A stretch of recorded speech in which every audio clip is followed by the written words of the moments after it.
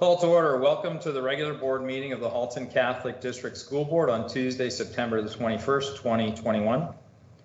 Please note that this meeting is being live streamed and will be posted on the board's YouTube channel. Trustees, be reminded to turn off your microphone and camera on your devices until you are recognized to speak.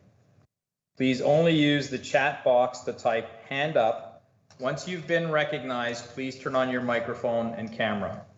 We have guests on the line with us this evening.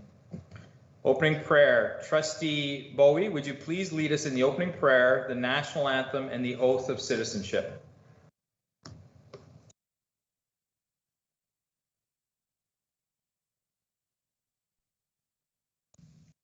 Thank you, Mr. Chair. Would everyone please join me in making the sign of our faith? In the name of the Father, Son, Holy Spirit. Amen. Heavenly Father, we come to you today asking for your guidance, wisdom, and support as we begin this meeting. Help us to engage in meaningful discussion, allow us to grow closer as a group, and nurture the bonds of community. Fill us with your grace, Lord God, as we make decisions that might affect the students, staff, faculty, and friends of the HCDSB. And continue to remind us that all we do here today, all that we accomplish, is for the pursuit of truth, for the greater glory of you, and for the service of humanity. We ask these things in your name. Amen. In the name of the Father, Son, Holy Spirit. Amen. Now I ask everyone to please join us in standing for the national anthem and oath of citizenship.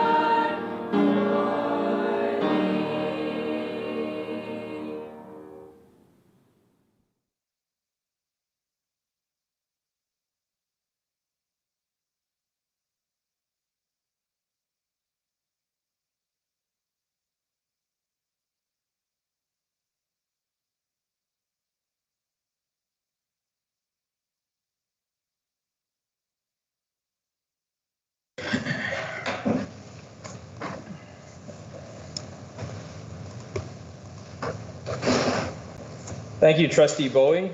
There were no motions adopted in camera. 1.3, information received in camera. Vice Chair Duarte, please read the information received in camera. Thank you, Mr. Chair. Information received in camera. The following information was received in camera. Retirement. Peter Mittis will retire effective December 31st, 2021. Resignations. Rachel Halton resigned effective September 10th, 2021. Leanne McLean resigned effective August 13th, 2021. Paula Montero resigned effectively September 7th, 2021. Acting Department Head Appointments.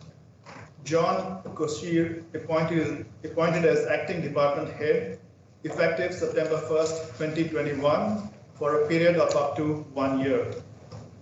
Teacher hiring. Jamie Cook hired as probationary teacher effective September 1st, 2021. Carrie Cameron Mary Jo Marta Zuljevic, effective September 2nd, 2021. Daniela Ballas, Martin Karangal, Justina Grudzinski, Bettina Lozo, Angela James, and Odette Mindagie, effective September 7th, 2021. Jennifer Prout and Ariana Mariella, effective September 15th, 2021. Nicholas Toye, effective September 16th, 2021. Julia DeSantis, Marlene Esteves, Rosalia Ford, and Jessica Martinek, effective September 20th, 2021. Mr. Chair. Thank you, Vice Chair Duarte. We'll move on to item 2, approval of the agenda. Are there any additions, deletions, or corrections to the agenda? Trustee Carabelli, you have the floor. Thank you, Mr. Chair. I'd like to make a notice of motion. Can you state the title for me? HCDSB attestation. HCDSB attestation. That will be item 10.8. Thank you. Thank you. Are there any additions, deletions, or corrections?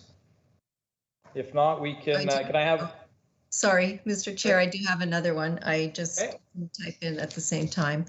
I'm wondering about item 8.13. It is a new item that we haven't seen in our draft, and it's a HCDSB procedural bylaw review with Trustee Guzzo's name. And to me, it looks like a notice. Looks like a notice of motion is missing, or that I don't know how it got onto the agenda. Can I have clarification? Certainly, so I can clarify that for you. It was requested from the Chair of Policy that it be added to the agenda as a matter of urgency, as we've had recommendations that our bylaws need to be addressed. So the Secretary, the Vice Chair, and myself thought that it was an urgent matter that we should start moving forward on or making a decision on at this meeting. Follow up on that? Yes. Thank you. Well, our bylaws say this is particularly about bylaws, which we have to follow also our regulations for amending. And it says that for amending a bylaw, even if it should have a notice. This item, I got mixed up. Yes. Yeah. I still think that for an item like that should be put on the agenda and we vote because it's an action item. Right. So our bylaws do allow the discretion of the chair and the secretary to make that decision. So that is that's the decision that we have made, and it's always subject to the vote, whether it's accepted or not. Mr. Chair, can you? Yes, Trustee DeRosa. Just a point of clarification. What has changed in this particular issue that was not to make it urgent now, that was not prevalent 6 months ago or 12 months ago, for that matter? We've always known that our bylaws require review. So I'm just interested to see what's turned it into an emergency item, therefore justifying the approach to put it on the agenda. Thank you. One of the recommendations in our third-party investigation was to have the bylaws reviewed. And we're trying to work through that document and move forward with those recommendations. So that is a decision that we made at this time. Mr. Chair, Mr. I Chair? had my hand up in the chat box. I would like a follow-up. Yeah, so yeah, you have a follow-up, Trustee DeRosa? So notwithstanding the results of the report, for all intents and purposes, has in effect been delivered, but it has not been addressed by the board and released by the board, which is an item on the agenda today.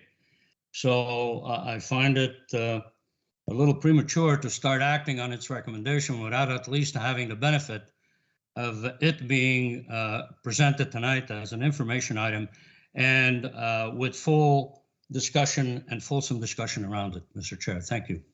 Thank you, Trustee DeRosa, for your opinion. So the item, the report was an information item on a previous board meeting. So it is taken as received. It was brought back to this meeting because it was requested by a trustee, and that typically is our practice. It is strictly an information report. It doesn't have to be voted on by the trustees and doesn't have to be enacted. It simply has recommendations that it's up to any trustee to take it upon themselves to adopt and bring those recommendations forward. Mr. Chair, I would like very quick point of clarification. I am not stating my opinion, so I would ask that characterization be not launched summarily, because I'm not stating opinion, I'm stating facts, sir.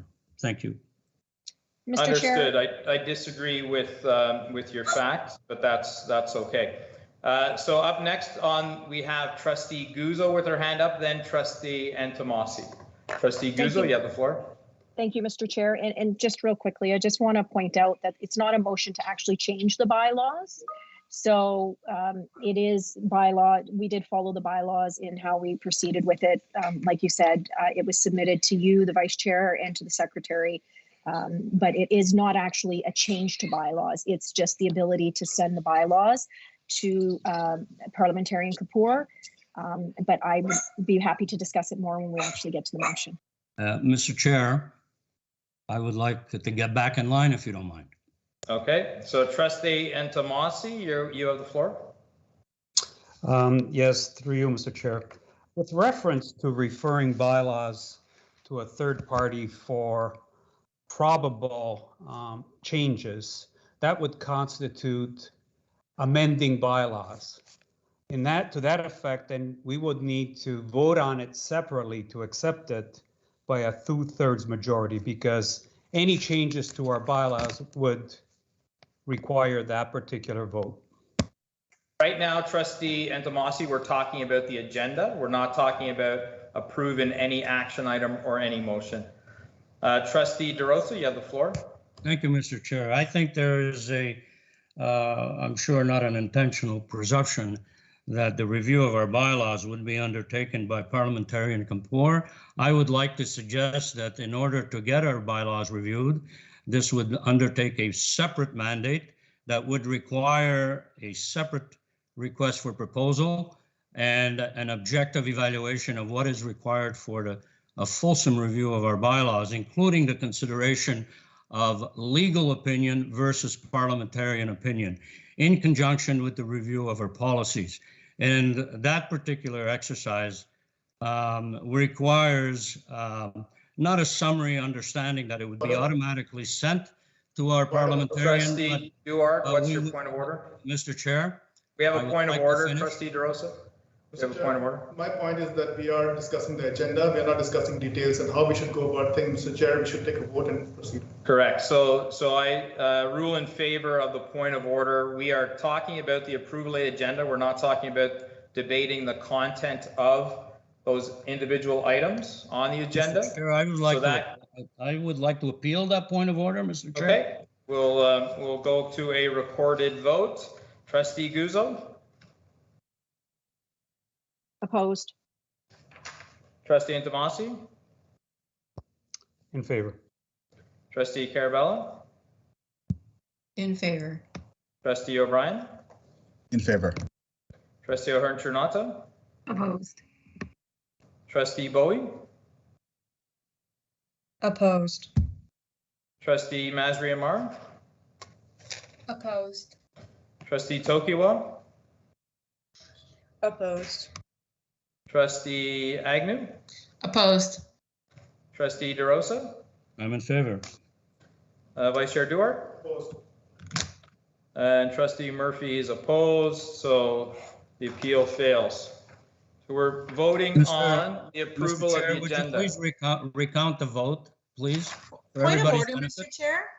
So, okay, so I will recount the vote. It is 5 opposed, 4 in favor. We're going on to approval of the agenda as amended. May I have a mover? Mr. Chair, I have my I'll hand. move, Mr. Chair. Trustee Guzzo. Sorry, Trustee Carabella, did you have your hand up? I did. It's in the chat box. I just wanted to draw people's attention to a report that was posted after the Friday agenda went out. It's the Learning Disabilities Association Minority Report was added as a correspondence in item 12.6. And also correspondence item 12.5 was revised to reflect that it's also a minority report on behalf of ABC Ontario. So thank you. Thank you, Trustee Carabella. So we will now vote on, oh, sorry. I need a mover to approve the agenda as amended. Trustee I'll Agnew. move I'll second Trustee Guzzo. Okay, moved by Trustee Agnew, seconded by Trustee Guzzo. We'll go to a recorded vote. Trustee Intomasi? Against. Trustee Carabella? Opposed. Trustee O'Brien? Opposed. Trustee O'Hearn-Chernata? In favor. Trustee Bowie? Abstain.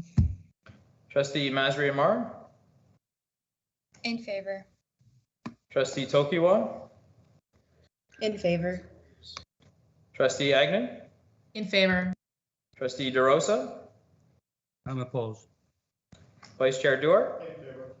Trustee Guzzo? In favor. And Trustee Murphy is in favor. So the agenda as amended carries. Mr. Chair, point of order. Yes, Trustee Intomasi. Excuse me. Approval of the agenda, I believe, requires 2/3 majority. Parliamentary Kapoor, can you give us a quick answer on that? My advice would be to rule that the point is not well taken. It requires a majority vote. Thank you. I'll take your advice.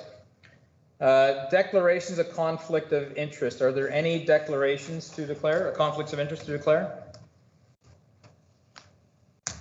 Seeing that there are, oh, sorry, Trustee O'Brien, I see your hand up. Thank you, through you, Mr. Chair. Item 10.5, financial report as of July 3rd. This item deals with budget. Occasional teachers' salaries are mentioned in this report. My wife is an occasional teacher, therefore I will be declaring a conflict of interest. Thank you. Mr. Chair, Yes, Trustee DeRosa? I will be doing the same for the same reasons, but only for that line. Okay. I don't know how you're going to manage that, but I'll leave it to your good judgment. Yeah, well, so the way I would, we can discuss it then, but I would assume if there's any question regarding that matter, you would just recuse yourself. We'll address it once we get there. We'll figure it out. Present, there are no presentations, delegations. We have one delegation this evening. Our delegate is on the line. I will let you know when to begin. 5.1 COVID protocols. The delegation this evening is from Mr. Cherry. Please be reminded that you have 10 minutes for your presentation and that you must stay to the script that is part of tonight's board agenda package. I will ask staff to assist me in keeping track of the time.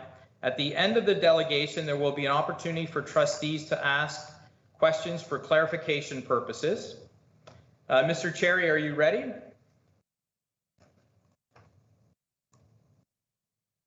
Yes, I'm ready. Can you hear me? Please. Yes, please begin. You have the floor. Yes, okay, thank you. Hello, everyone. My name is David Sherry, and I am a resident of Burlington, a long time. I will be discussing my thoughts on the COVID protocols to help you make good decisions for the betterment of the students in the future. The rule of law is one of the founding principles of our country. The supreme law of the country is made up of both constitutional law and common law. Any laws passed by provincial and regional governments cannot override this. Included in the supreme law is our Charter of Rights and Freedoms, which includes freedom of conscience, beliefs, religion, opinion, thoughts, as well as legal rights such as life, liberty, and the security of the person. And the freedom and security of the person are the most important. Canada is also a signatory of the Nuremberg Code, and almost every country in the world has signed this. After World War II, trials were held for crimes against humanity, and you may not know this, but many doctors and nurses were tried, convicted, and put to death for administering illegal experiments and chemicals into people, which caused suffering and death. This code clearly states that for any medical experiment, and this would include vaccines, that, and I'm going to say the exact words from the document, the voluntary consent of the human subject is absolutely essential. This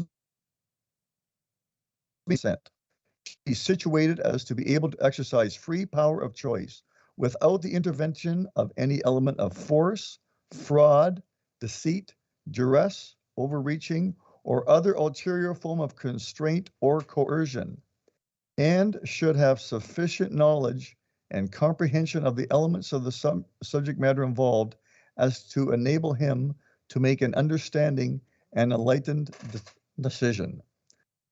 These two items brings me to the discussion of masks, request of vaccination status, and potential (forced, compulsory, or mandated vaccines on children in the near future. Simply stating, all of these mandates violate our laws just discussed. Knowing someone's vaccination status can also lead to discrimination of the unvaccinated versus the vaccinated, causing social injustice, as we are seeing the threat of withdrawing services if one does not comply with being vaccinated or even disclose their vaccination status. This could also be defined as coercion. Furthermore, we only need to look at the Criminal Code of Canada to see where other laws are being broken, and the following laws would also apply. There's three of them. 2641, Criminal Harassment. This is defined as engaging in threatening conduct directed at the other person or any other member of the family. The second one, 269.11, Torture, where severe pain or suffering, whether physical or mental, is intentionally inflicted on a person to intimidate or coerce. Third is 3461, Extortion. Threats, accuses, menaces, or induces violence to do anything or cause anything to be done. Now, recently, I watched a video of a 30-year retired OPP officer, Vincent Gersis, you may know him, who discussed these issues in detail. I suggest you listen to it very closely since it can give you a deeper insight into the legalities. His comments were based on opinions of many police officers who are currently employed throughout Canada. Here is the link to the complete interview. Now, his talk begins around 1 hour and 22 minutes, but really you should watch the entire video since a lot of the discussion pertains to the law. Now, do you or elected officials not have to take an oath to abide by and uphold the laws of Canada? And I noticed that it's in the oath of citizenship at the start of the meeting. Now, moving on to the scientific side, here's some good information for you to think about. There is no evidence that masks work to prevent COVID. I have read many studies which show masks stop dust particles, sweat, saliva, etc., but not extremely small submicron invisible particles, which are many times smaller than the smallest holes in the masks. It appears to me that it is partly to control and scare children, as I can't see any other logical or scientific reason. Now, these masks also hurt their immune system by lowering the amount of oxygen they breathe in, plus it causes a buildup of germs and bacteria on the mask and in their face, nose, and mouth. In fact, and you may not know this, on the Ontario government website, it clearly states face coverings will not protect you from getting COVID-19. So why then are masks being mandated? Secondly, the latest CDC data from the US shows that the mortality rate of someone dying from COVID 19 years and younger is 0.002%. Again, 0.002%. This is the same for the flu and pneumonia. In fact, they classify the flu, pneumonia, and COVID as the same illness in their statistics. Thirdly, based on a study which uses the latest data from Statistics Canada, the amount of people dying in the last year is the same as the last 10 years. So in essence, there's no increase in death, and the pandemic, if there was one, is over or never happened. In fact, the Ontario government quietly revoked the COVID emergency on June 9th without formally telling the people or the press. And I've included the link. It's really interesting, just to let you know, it's a very long document. You probably got to read it 2 or 3 times to understand it, but it's a really good statistical report. So in essence, in short, the virus, if it exists, has almost no effect on children. Their natural immunity nullifies it. So why cause children unnecessary harm? Now, for vaccination status and forced vaccinations, this must be legally the choice of the individual. Plus, they are entitled to medical privacy as a legal and human right or security of person. Now, I could talk about the vaccines at length, but I'll save that for another day. I might want to do another delegation later. However, with the large amount of easily available information online from VAERS, which is the Vaccine Accident Reporting System in the US, and other sources in Europe, there have been over 31,000 vaccine-related deaths just in the US, the UK, and European Union alone, and over 2.5 million reported injuries. Clearly, the vaccines are not safe and can cause death and irreparable harm. The vaccines are still experimental only and have not gone through a typical 3 to 10 year phase trial. So in closing, recently I've received an email from Joseph Brand Hospital requesting donations to assist with mental health. I think I got that 3 weeks ago. In this email, it mentioned that in the last year, 50% of children have had emotional problems. 50%. I'm not surprised. These, what I consider illegal and unnecessary lockdowns and mandates, have caused a huge amount of emotional suffering, as well as physical, social, and economic problems, which I'm sure you all understand. Therefore, in my opinion, it is time to leave our children alone. Let them enjoy their youth and get back to normal. Stop the wearing of masks and any future mandates that you're thinking of related to vaccines or vaccine status. Thank you, Mr. Cherry. Are there any questions from trustees for clarification purposes?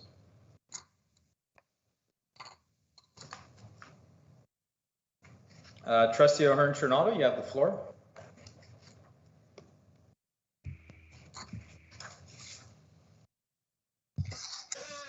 Thank you, through you, Mr. Chair. I just wanted to thank Mr. Cherry for taking the time to create his, the emails and to delegate and show his passion for a cause. So I just wanted to thank him for taking the time to delegate. Thank you. Trustees, last call. Are there any questions for clarification purposes? Seeing that there are none, Mr. Chair, your response to your delegation will be dealt with under agenda item 8.1. Thank you. Okay.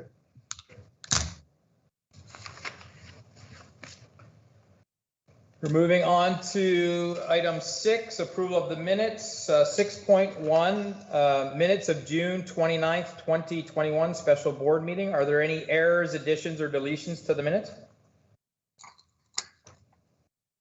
Seeing that there are none, may I have a motion to approve? I'll move, Trustee Guzzo. Moved by Trustee Guzzo. Do we have a seconder? Trustee Agnew? Seconded by Trustee Agnew. We'll go to a recorded vote. Trustee Carabella? Abstain. Trustee O'Brien? In favor. Trustee Ahern-Chernato? In favor? Trustee Bowie? In favor. Trustee Masri Amar? In favor. Trustee Tokiwa? Abstain. Trustee Agnew? In favor. Trustee DeRosa? Opposed. Vice Chair Duarte? In favor. Trustee Agnew? Sorry, Trustee Guzzo? I was going to answer anyways, in favor. I thought I'd be able to go longer without messing up, but Trustee Indomasi? Against. Sorry, Against? Trustee. Oh, against. Okay, thank you. Sorry, I couldn't hear you. Trustee Murphy's in favor, so the motion carries. Item 6.2, minutes of the September 7th, 2021 regular board meeting. Are there any errors, additions, or deletions to the minutes? Seeing that there are none, may I have a mover? Moved O'Brien.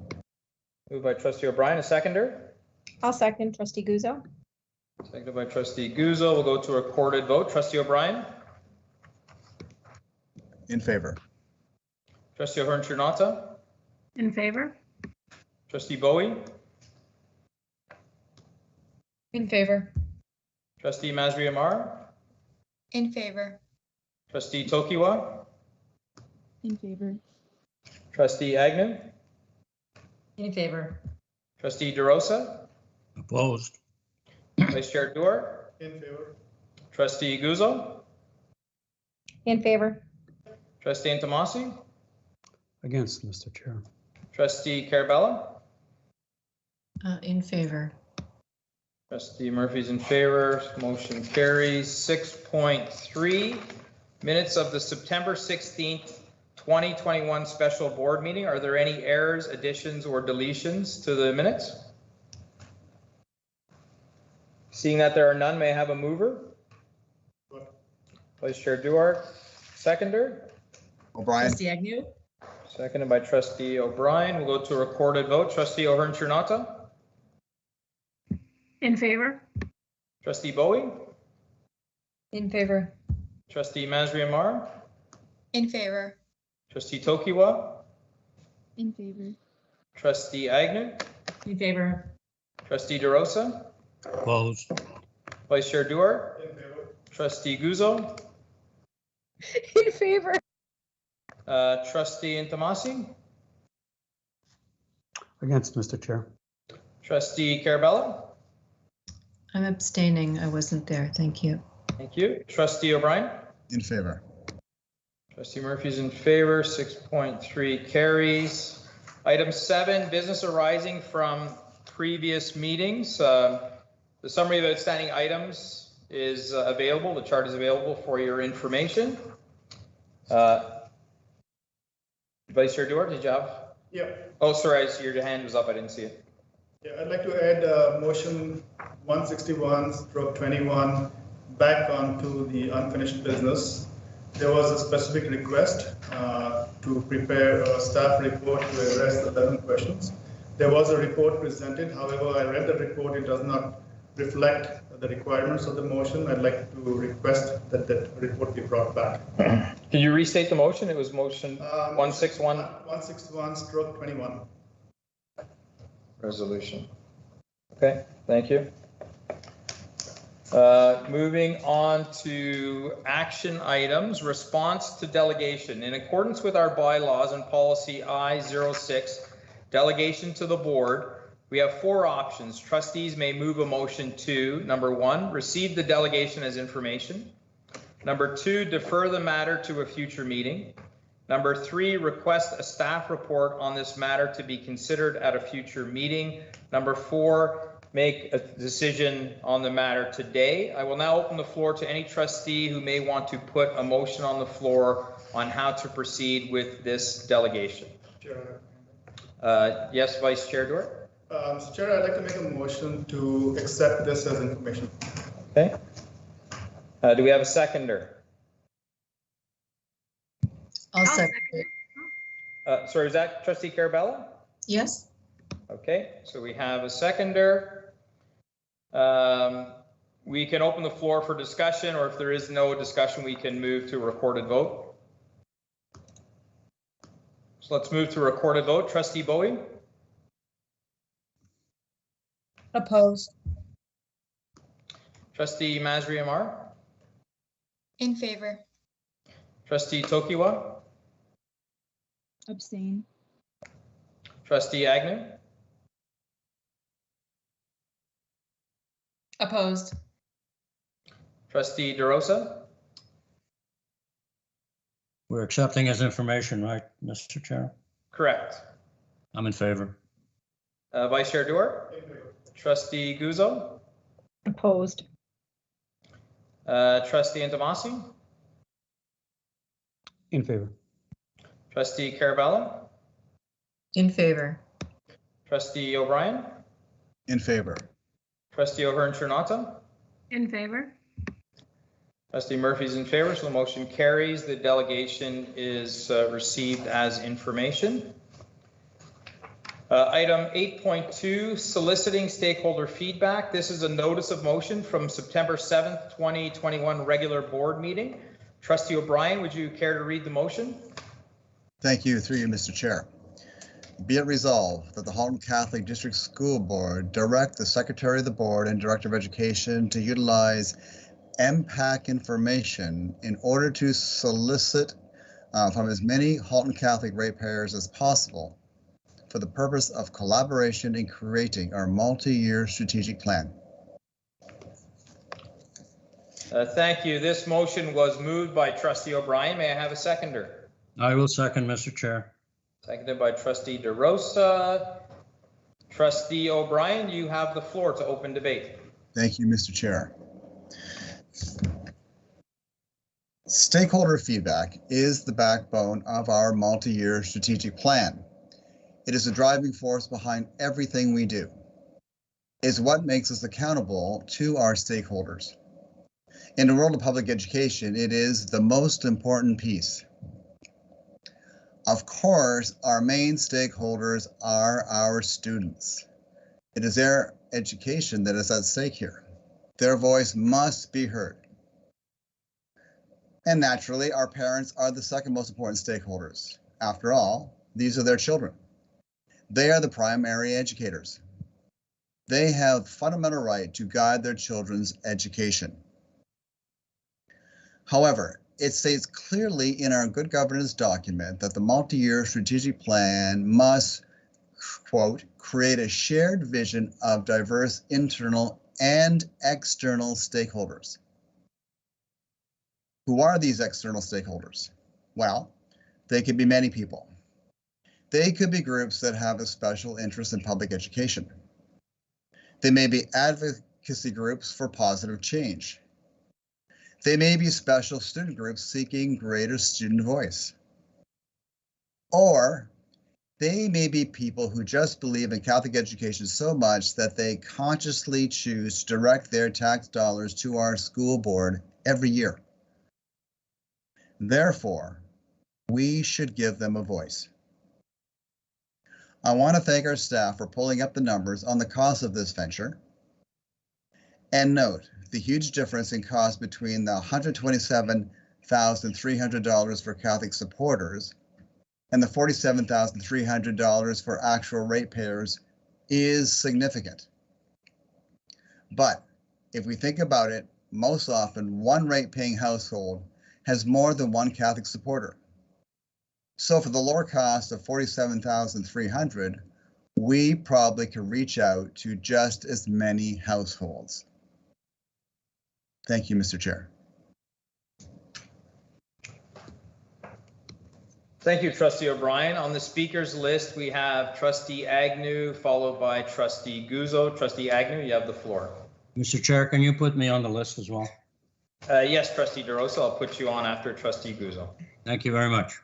Thank you, and through you, Mr. Chair, and thank you to Trustee O'Brien for bringing this forward. I know that he's extremely passionate with respect to stakeholder feedback and making sure that we are representing as many voices as possible. But I do have a couple of comments. I don't have a question, but I do have a couple of comments. One is I do truly believe that all of our stakeholders do have a voice, and we're working out the best ways for them to share that voice. But there are a number of different mechanisms available, and that has been proven over the years with respect to the surveys that we do send out and the different ways in which we reach our stakeholders. So I do believe that our board is doing and has consistently been doing a great job, and we continue to improve on that with respect to how we're reaching people for their comment. I also want to make a comment that it is 2021.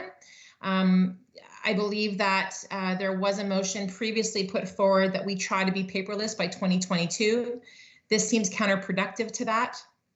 It's a lot of money for being fiscally responsible, which I hear a lot of at this table is the impotence about fiscal responsibility. It's a lot of money to spend, if you will, on paper and stamps to reach people when we are in an era of electronic correspondence. And I also have concerns with respect to sending out papers and what the security would look like and the privacy would look like for that. So in all honesty, as much as I think that there is merit behind this and I understand the pure intention behind this motion, I do not actually feel it's responsible, and I don't think it's a good use of our money.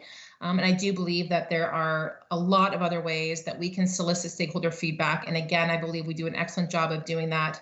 And I don't think we need to spend $47,000 to send out letters and stamps. Thank you very much. Thank you. Trustee Guzzo, you have the floor. Thank you, through you, Mr. Chair. First, I have a question to Superintendent Lofts. My question is, that amount that was estimated, and is that for one mailing, or is that for potentially all the mailings that would be required? As we know, with our strategic plan already that we're putting things out, we've already had to go to stakeholder feedback, I think, twice. Superintendent Lofts, you have the floor. Thank you, through you, Mr. Chair. Trustee Guzzo, that is for one mailing. Thank you. Just a follow-up comment, Mr. Chair? Yes, you have the floor. Okay. So this isn't a question.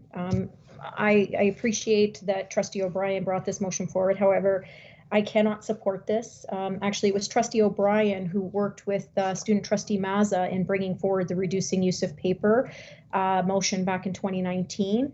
And part of the argument was that we look forward to considering how this will be reflected in our next board strategic plan as we continue to help our students recognize and live out their call to be good stewards of creation and responsible citizens.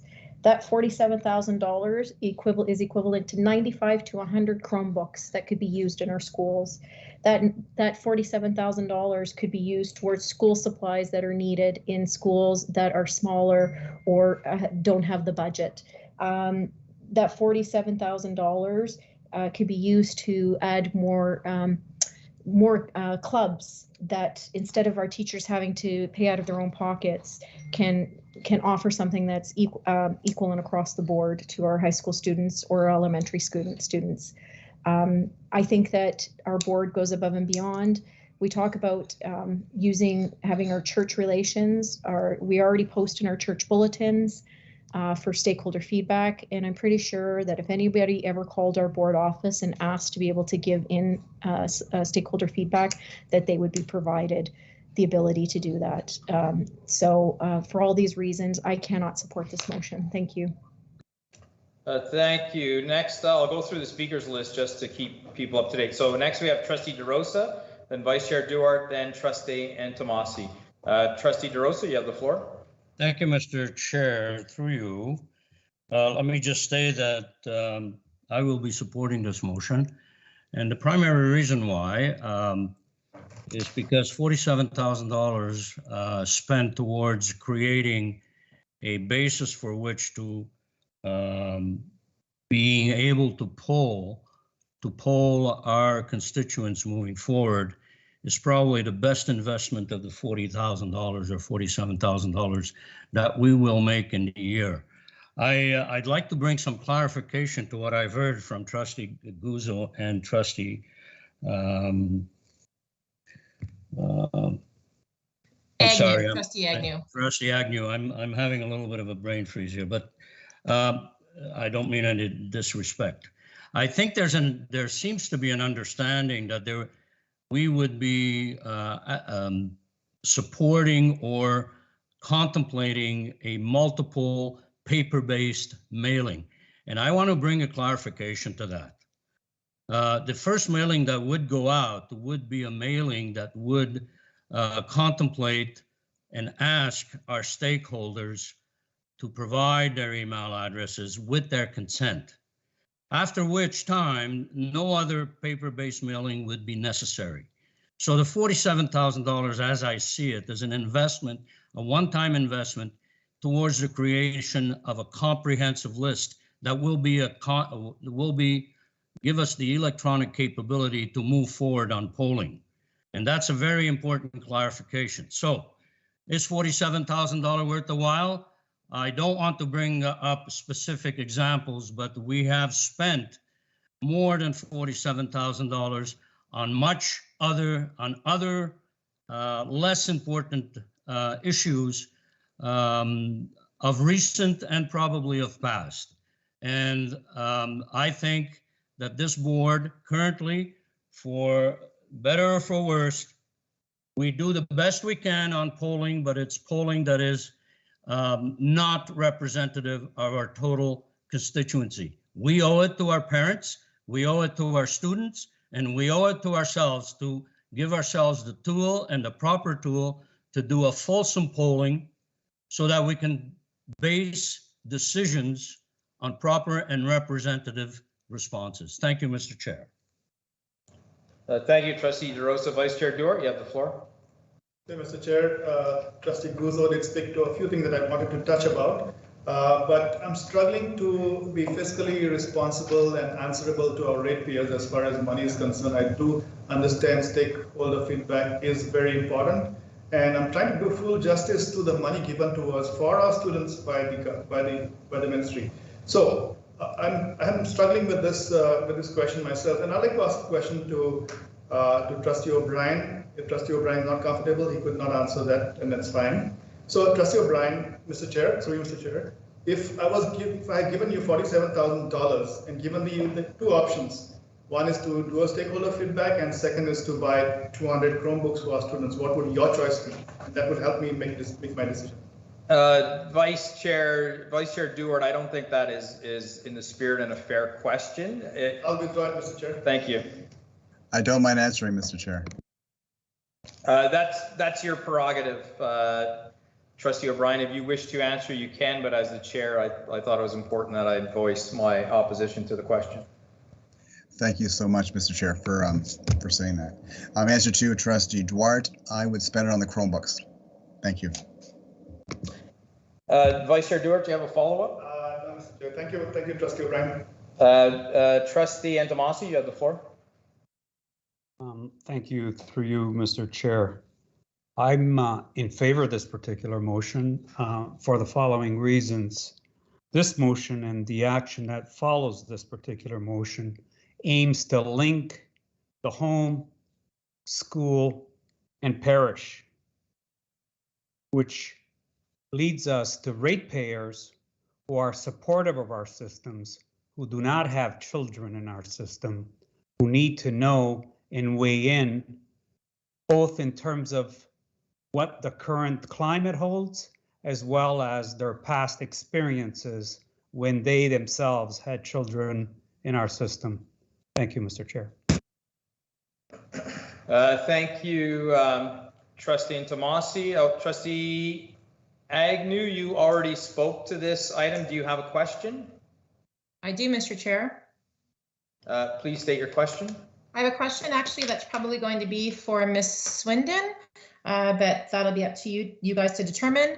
But I do have a question. I do think that there is some misinformation or some misunderstanding about the current efforts that we have to reach our stakeholders, to reach our parishes, to connect our home, school, and parish connection. And I'm wondering if perhaps someone from staff could actually comment about the efforts that are made to ensure that we are reaching out to as many stakeholders as possible on every issue with which we look to seek their feedback, and how we work to include specifically, it sounds like, the parishes in that outreach. I think it'd be really important for people to understand, and I'd like to understand a little bit more since that seems to be called into question this evening. Thank you. Would that be for Ms. Swindon or Dr. Cullimore?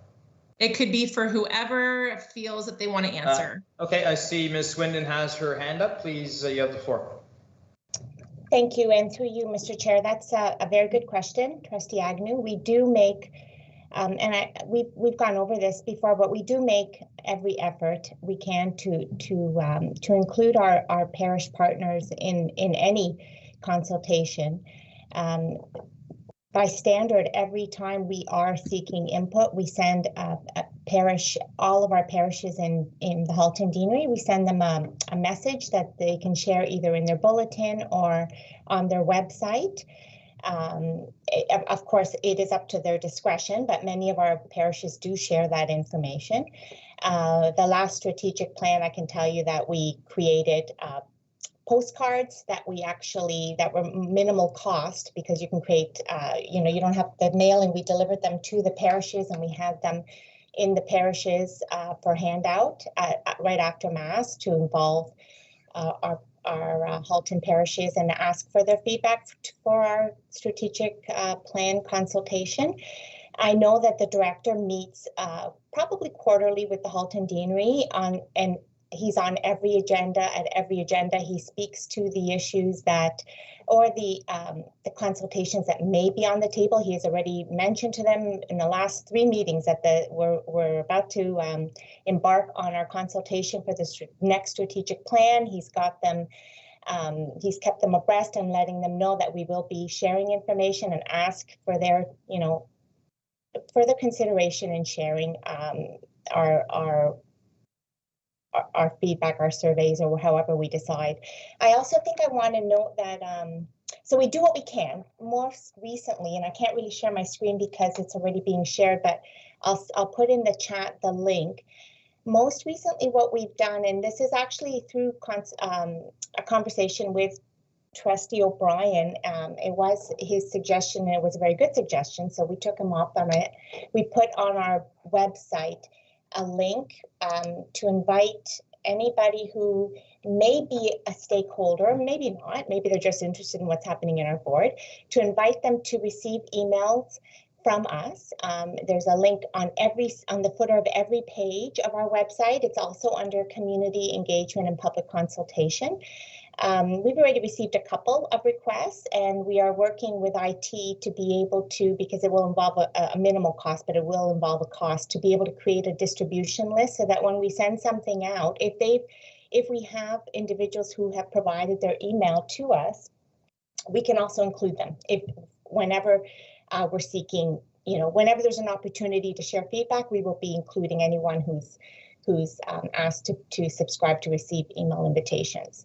So those are some of the ways. And again, it's as Trustee O'Brien said, and as I think you've said as well, it's not always easy because we don't have a direct line of communication, and even even by sending something in the mail does not guarantee that we're going to get a lot of people subscribing.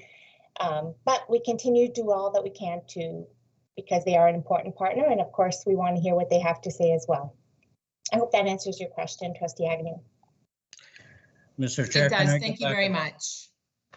Thank you. Thank you, Ms. Swindon. Trustee DeRosa, you've already spoke to this matter. Do you have a question? Yes, I do. Please ask your question. I have a question for Trustee O'Brien. Trustee O'Brien, can you indicate what is the total population on the list that we're contemplating? On the list, the impact list, the total population that we are targeting on the impact list. Don't give me an exact number, just approximate. Are we talking 200,000, 250? What is the total population of our constituency, our taxpayer base? Mr. Chair. Sorry, I just muted there. If you have the information, Trustee O'Brien, please share it. Thank you. Through you, Mr. Chair. Bronco can correct me if I'm wrong. I thought it was 120,000 Catholic supporters, but Bronco, if I'm not close there, please correct me. Thank you. Hand up, I think he may add context. Superintendent Lofts, you have the floor.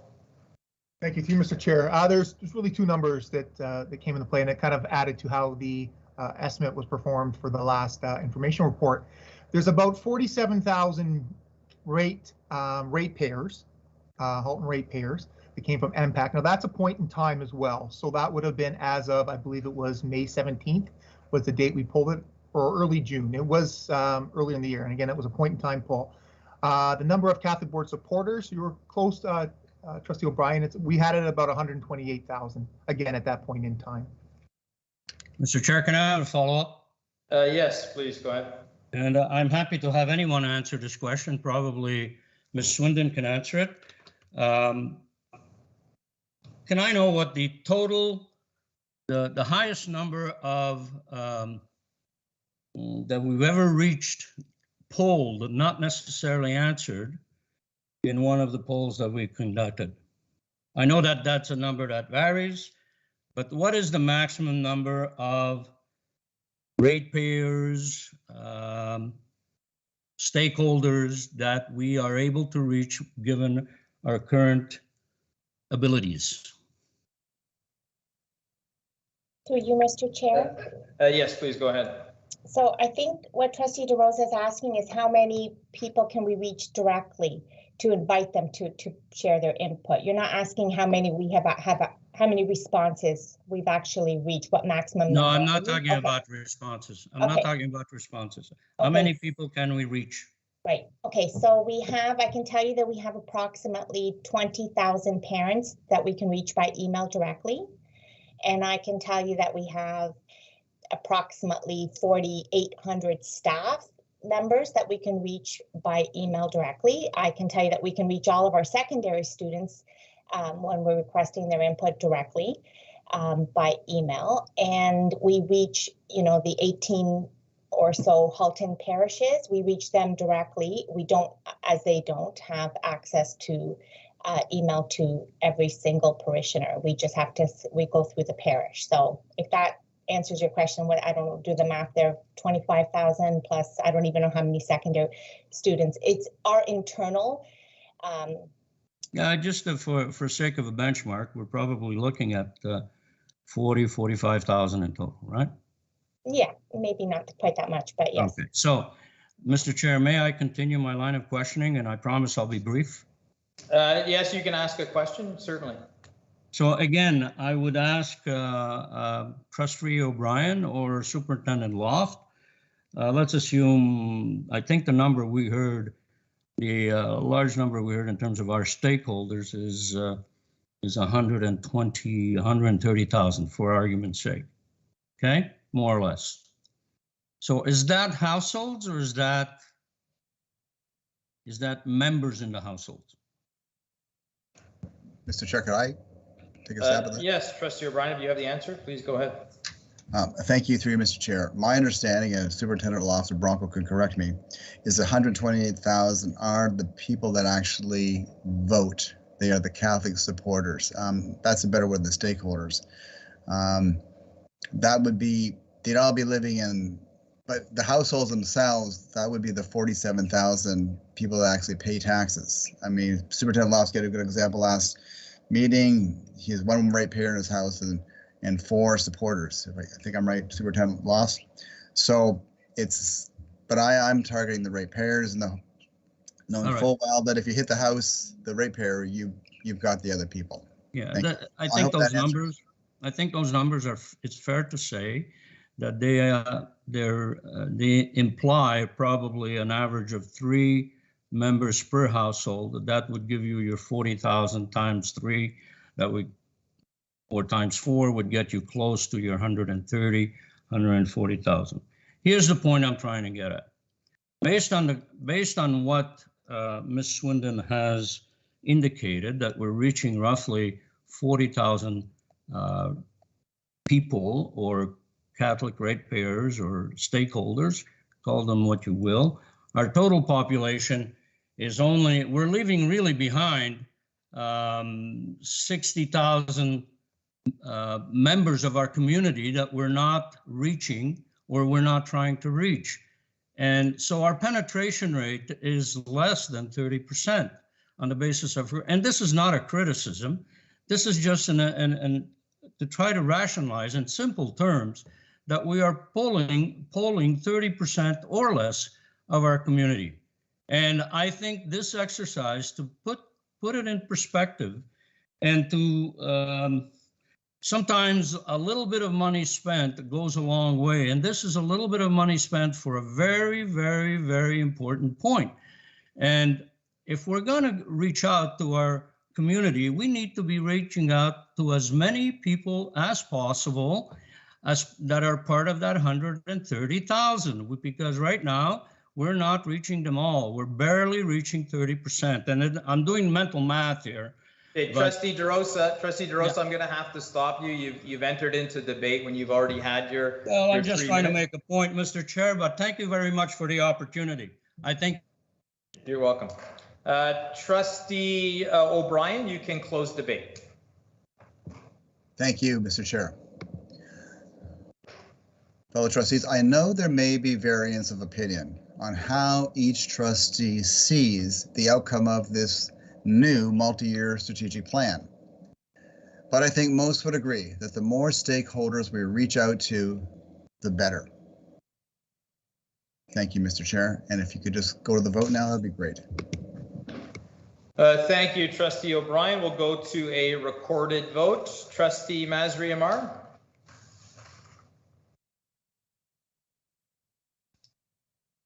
In favor. Trustee Tokiwa.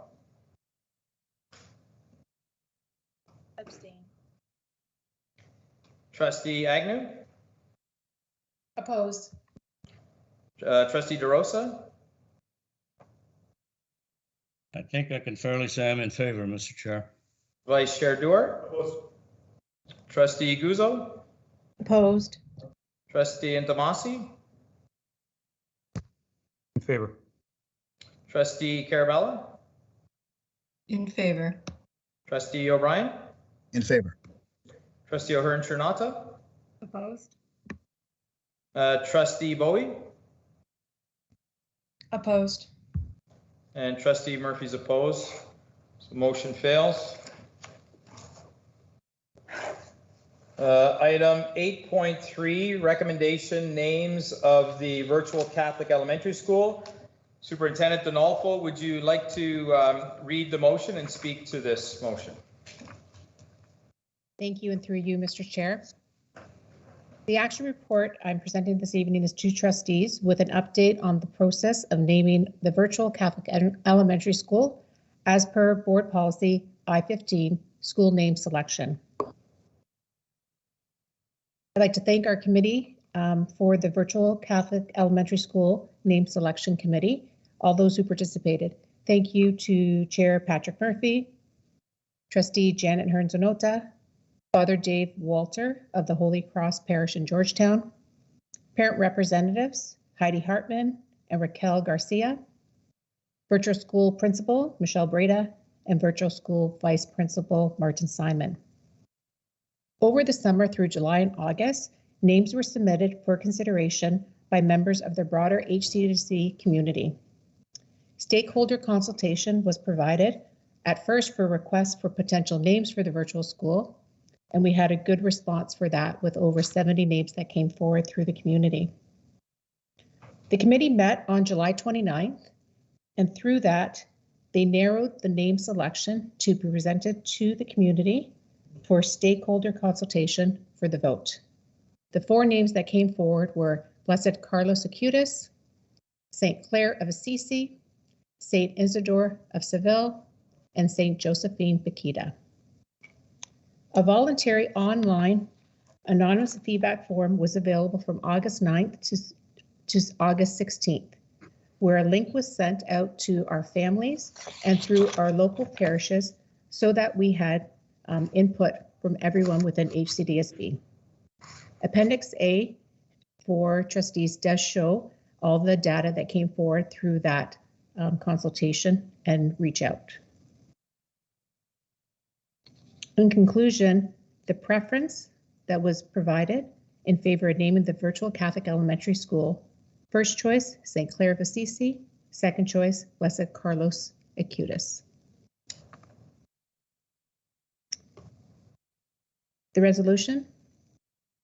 Be resolved that the Halton Catholic District School Board approve the following 2 names ordered in priority as possible names for the virtual Catholic elementary school.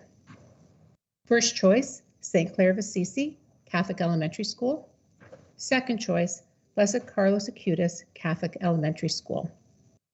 Be it further resolved that the board-approved list of possible school names be submitted to Bishop Douglas Crosby for his consideration and response. Are there any questions? Thank you, Superintendent Alpo. We'll get a mover and a seconder, and then we'll open it up for discussion. May I have a mover? Vice Chair Duarte, do we have a seconder? Sorry, can we do that again? Trustee DeRosa, thank you. We'll open up the floor for discussion. Trustee O'Brien, I see you have your hand up. Thank you, through you, Mr. Chair, and thank you so much, Superintendent Donalfo, for your excellent presentation. St. Clair of Assisi, wow, great choice. I think if I would have been on that panel, I would have made that very same choice. Great saint, humble, devoted to the care of others. I mean, you just can't beat her. Upon looking at this, I think I had a bit of a reflective moment, and I went back to the policy and how these names are chosen, and the policy I think is flawless. You've got some great people on that committee who did a great job in selecting your people. But then I reflected a little further, and I went out and I looked at all the schools in our board,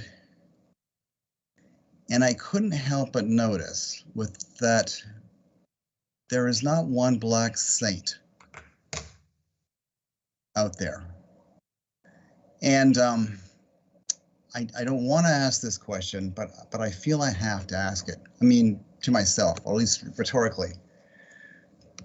I'm wondering about the message we send a black kid when he goes into our school and every saint is white.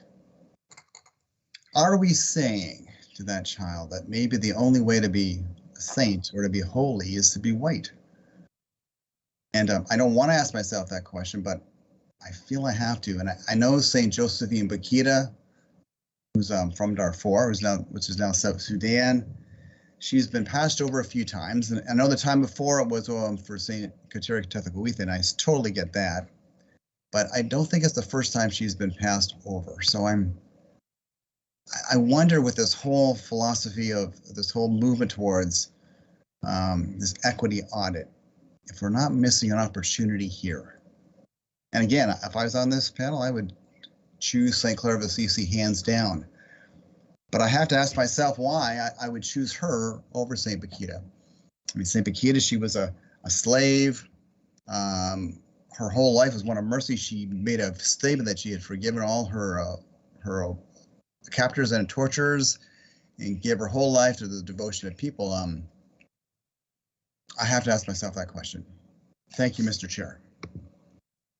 Thank you, Trustee O'Brien. I can comment because I was on the committee. I think the discussions we had were that all candidates were very strong choices, and I don't want to.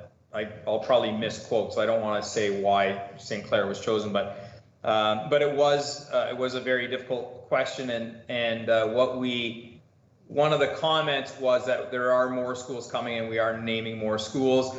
I think the point you make is something that our equity audit would have a look at and would be, I think it would be involved with that equity audit, and it would be interesting to see what they come back with.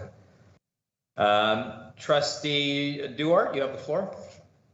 Mr. Chair, just a comment here and a question. I've been through the school naming process a couple of times now. It's really exciting process, and there's a lot of work involved, and I must appreciate the work done. And these are fantastic names for our schools. But I have a question here for Superintendent Donalfo. Yeah, I know it's a virtual school. Do we have some kind of physical base contact point or something like that, or it's going to be totally virtual, where somebody has to just call into a number or something. So Dinalfo, can you just explain how it's planned? Through you, Mr. Chair. Trustee Duarte, can you clarify what you just asked? I'm not sure I understood what you were asking.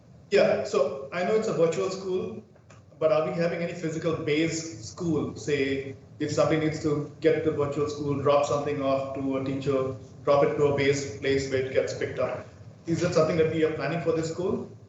We do have, first of all, right now, until our hub locations are set up, the administrators of the virtual school are working out of our St. John's Oakville site, which is a school that's been closed. That's where they've been working out of since last year.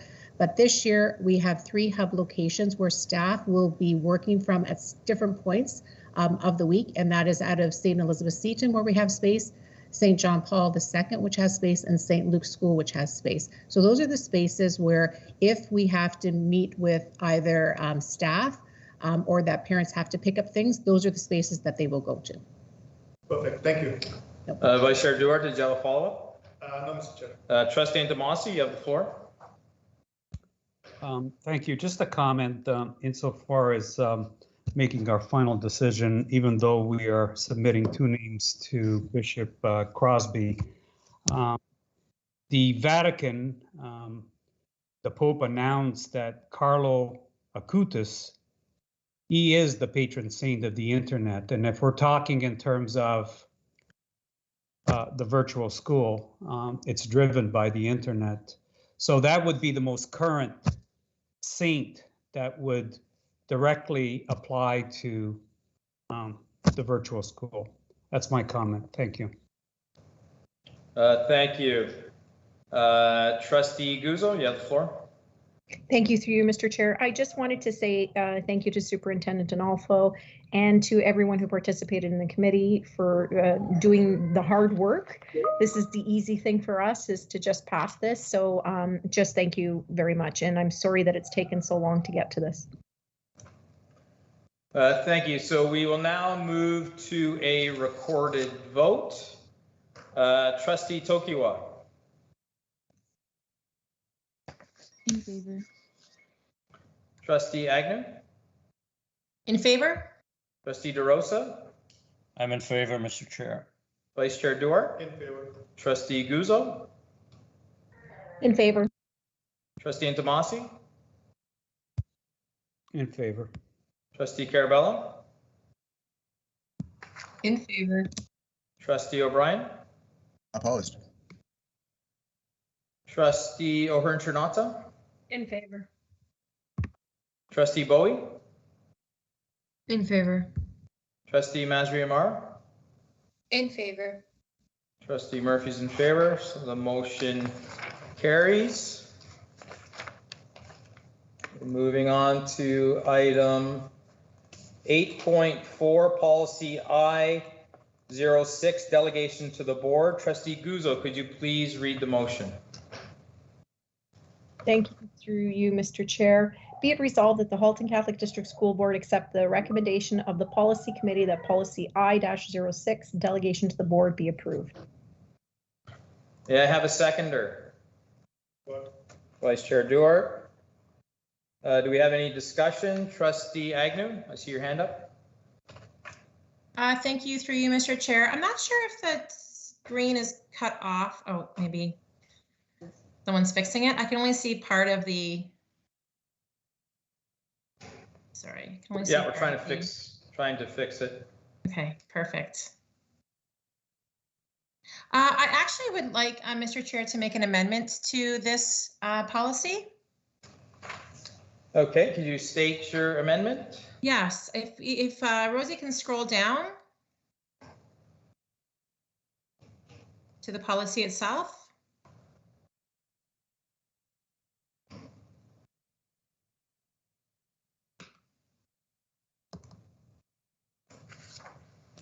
I'll tell you when to stop. Can you just hold on there for a second? Sorry, just give me a second here. I was trying to pull it up on mine, but I'm having tech issues. Sorry, can you keep, do you mind keep scrolling? Sorry. If you can stop there. I'd like to remove the bullet point, employees of the board or representatives of employee groups shall not delegate to the board to express their views relative to their employment or professional interests. Okay, can we highlight that?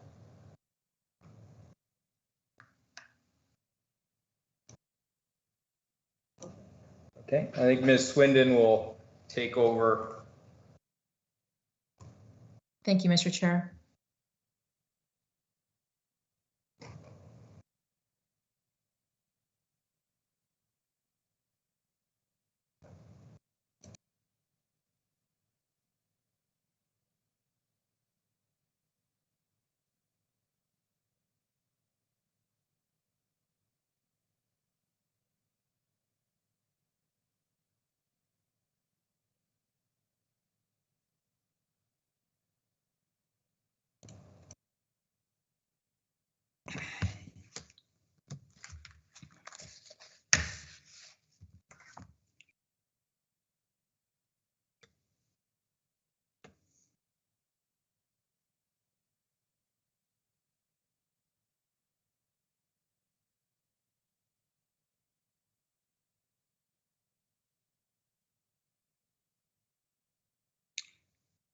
Mr. Chair. Yes, Trustee DeRosa. Just a point of order. I just want to clarify something here. I hope you can do that for me. Should this change be going back to the policy committee? Point of order, Mr. Chair.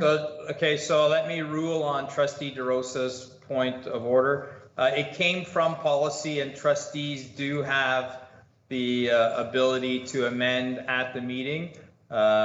We always prefer that these things are dealt with in policy, but it is the trustee's right to do so at this meeting. We're just waiting for Ms. Swindon to be able to take control of the screen and be able to bring that policy up where she could strike out that term.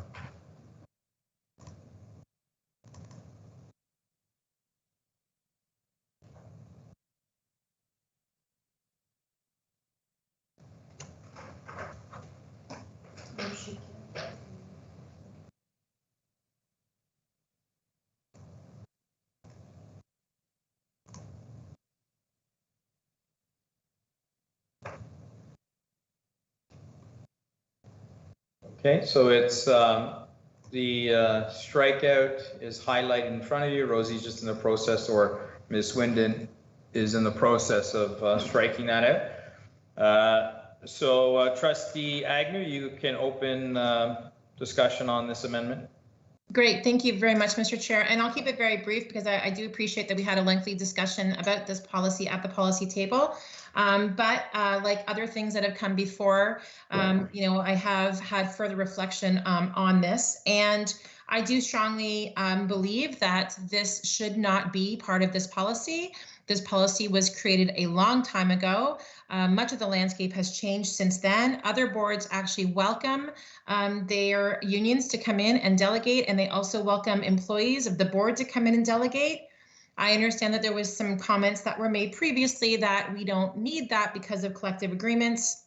But the matters that would potentially come to the board as part of a delegation would not be necessarily tied to a collective agreement. There's many, many matters that come to the board or at the table for consideration and discussion. We've seen many of those over the past 2 years, if you will. And I believe that as one of our largest employee groups, as one of our biggest group of stakeholders, that our staff and our unions should have the ability to delegate to the Board of Trustees at a board meeting. And I don't think that staff should be discriminated against. And they should have every right, just like everybody else, to have that equal voice at the table. And for that reason, I would like to have this removed from that policy. Thank you very much, Mr. Chair. Thank you. I jumped the gun and forgot to ask for a seconder. So can I have a seconder for this amendment? I'll second it, Mr. Chair. It's Trustee Guzzo. Seconded by Trustee Guzzo. We will open the floor. So Trustee Antomasi, you had your hand up, but I was assuming that was not for the amendment. Can you correct me? If not, then you have the floor. It was not for the amendment. I was actually going to support the amendment. Okay. As Trustee Guzzo, as Trustee Agnew's already stated, the teachers do have a right to delegate to the board as long as they don't bring to the board current employment issues or matters that are before central bargaining. As such, I would be supporting this particular change. Thank you. Do we have anybody else who wishes to speak to this amendment? Trustee O'Brien? Thank you through you, Mr. Chair, and I want to thank Trustee Agnew for reflecting further. I think it's always good to reflect further on policy, always. And in this case, definitely for sure. I can't agree with Trustee Untamasi about any rights that unions have regarding this. I've looked thoroughly through any legal that I've seen, and I don't think they do. I think it really is a board decision. If we look at the union, we look at all the voices they already have at the table. They have collective bargaining. They have the right to endorse candidates. I feel they have enough of a voice. And I know as a teacher that I felt free individually to go to trustees anytime, and I did. And did it all. So I really can't support this amendment. I feel delegations are for people who don't have a voice at the board, so I can't support it. Thank you, Mr. Chair. Thank you. Trustee Agnew, you're closing debate on this, so I'll ask if anybody else wants to speak to it. If not, then you have the floor to close debate. Director Daly? Thank you, and through you, Mr. Chair. I just would like to point out to trustees that if we do strike out this entire section, that it does imply, in fact, that employee groups could come and delegate on matters that are in the collective agreement or under consideration during bargaining. It really does leave it open-ended, and I think that that does raise some problems or potential problems. Again, I think our union groups have certainly reached out to trustees in the past. They've reached out to me directly in the past when they've had concerns. We do meet with in terms of labor management, but I think taking it out completely, it could create some issues down the road around both collective bargaining and the administration of the collective agreement. Thank you. Trustee Guzzo, you have the floor. Mr. Chair, can you put me in line, please? Yes, I will. Thank you through you, Mr. Chair.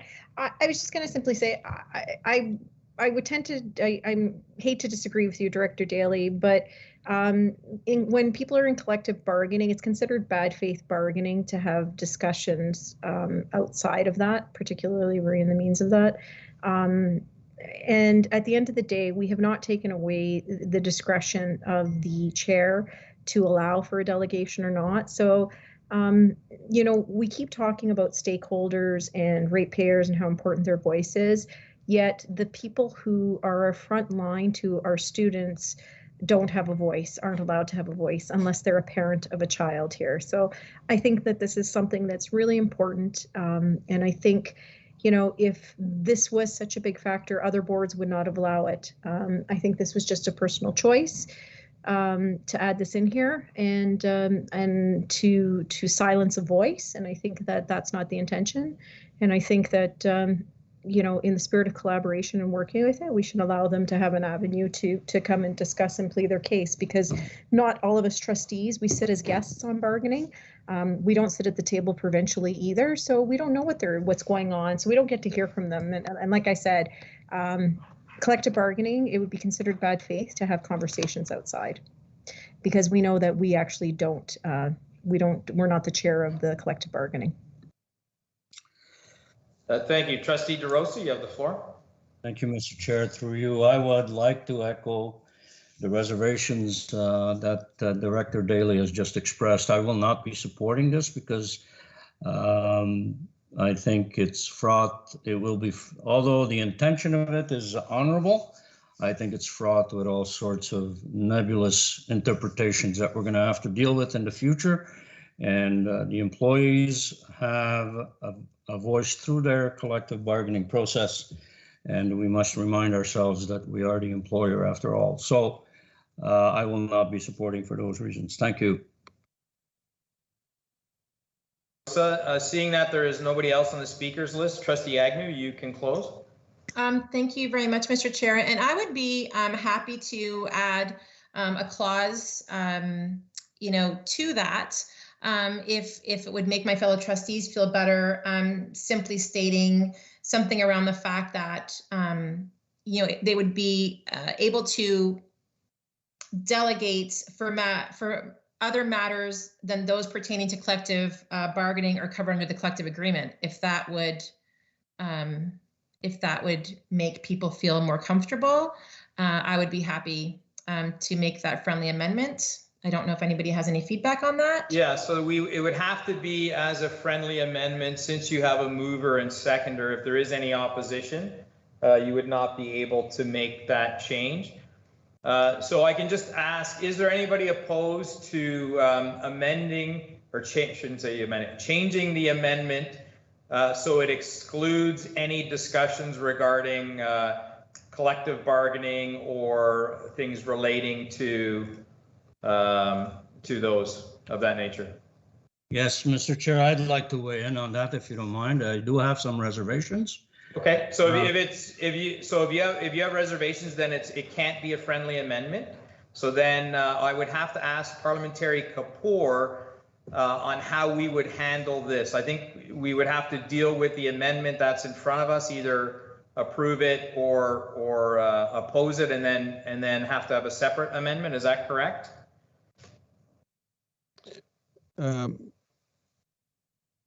Yeah, Chair, right now it's a motion to strike out all of the words.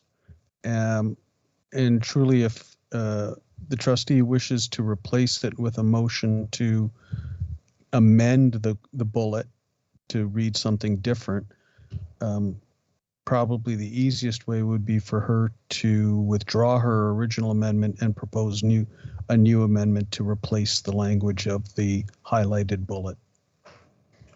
Can you remove it, given that it is seconded? If no one objects, it can be withdrawn. If someone does object, then it's a vote on whether to withdraw it or not. Okay. Do we have anybody who is opposed to withdrawing the amendment? I object. Okay. So then we would have to vote on this amendment. If a change was desired, then there would have to be a second amendment after this vote. Is that correct, Parliamentary Kapoor? That is correct, Chair. Okay. So we have to deal with this motion as it is in front of us. Mr. Chair. Yes, Vice Chair Duarte. Can I propose a recess of 5 minutes? You have not called the vote yet. No, we haven't called the vote. We would have to vote on the recess. What's the purpose of the recess? Mr. Chair, I'd like to think about this motion and the amendments. Okay. And I'd like to have more time. Okay, so Vice Chair Duarte has requested a recess. I think by consensus, we agreed that we would only recess by vote. So I'll take a recorded vote to recess for, let's say, 10 minutes. Trustee DeRosa? I'm opposed. Maybe 5. Vice Chair Duarte? In favor. Trustee Guzzo? In favor. Trustee Intomasi? Against. Trustee Carabello? I'm going to abstain. I think 10 minutes is long. I'm sorry. Yeah. Sometimes my mouth and brain aren't connected, Trustee Carabello. My apologies. Probably 5 was probably better. You're right. Trustee O'Brien? I would go for a 5. That's different. So unfortunately, we're in the vote. So yeah, so I was opposed then. okay, thank you. Okay. I'm Trustee opposed to O'Brien? this. I'm opposed to the to 15, yes, but It was 10. It was 10. You're opposed to 10? Okay. Trustee O'Hearn-Chernato? Opposed to 10. Trustee Bowie? Opposed. Trustee Masri Amar? Opposed. Trustee Tokiwa? In favor. Trustee Agnew? In favor.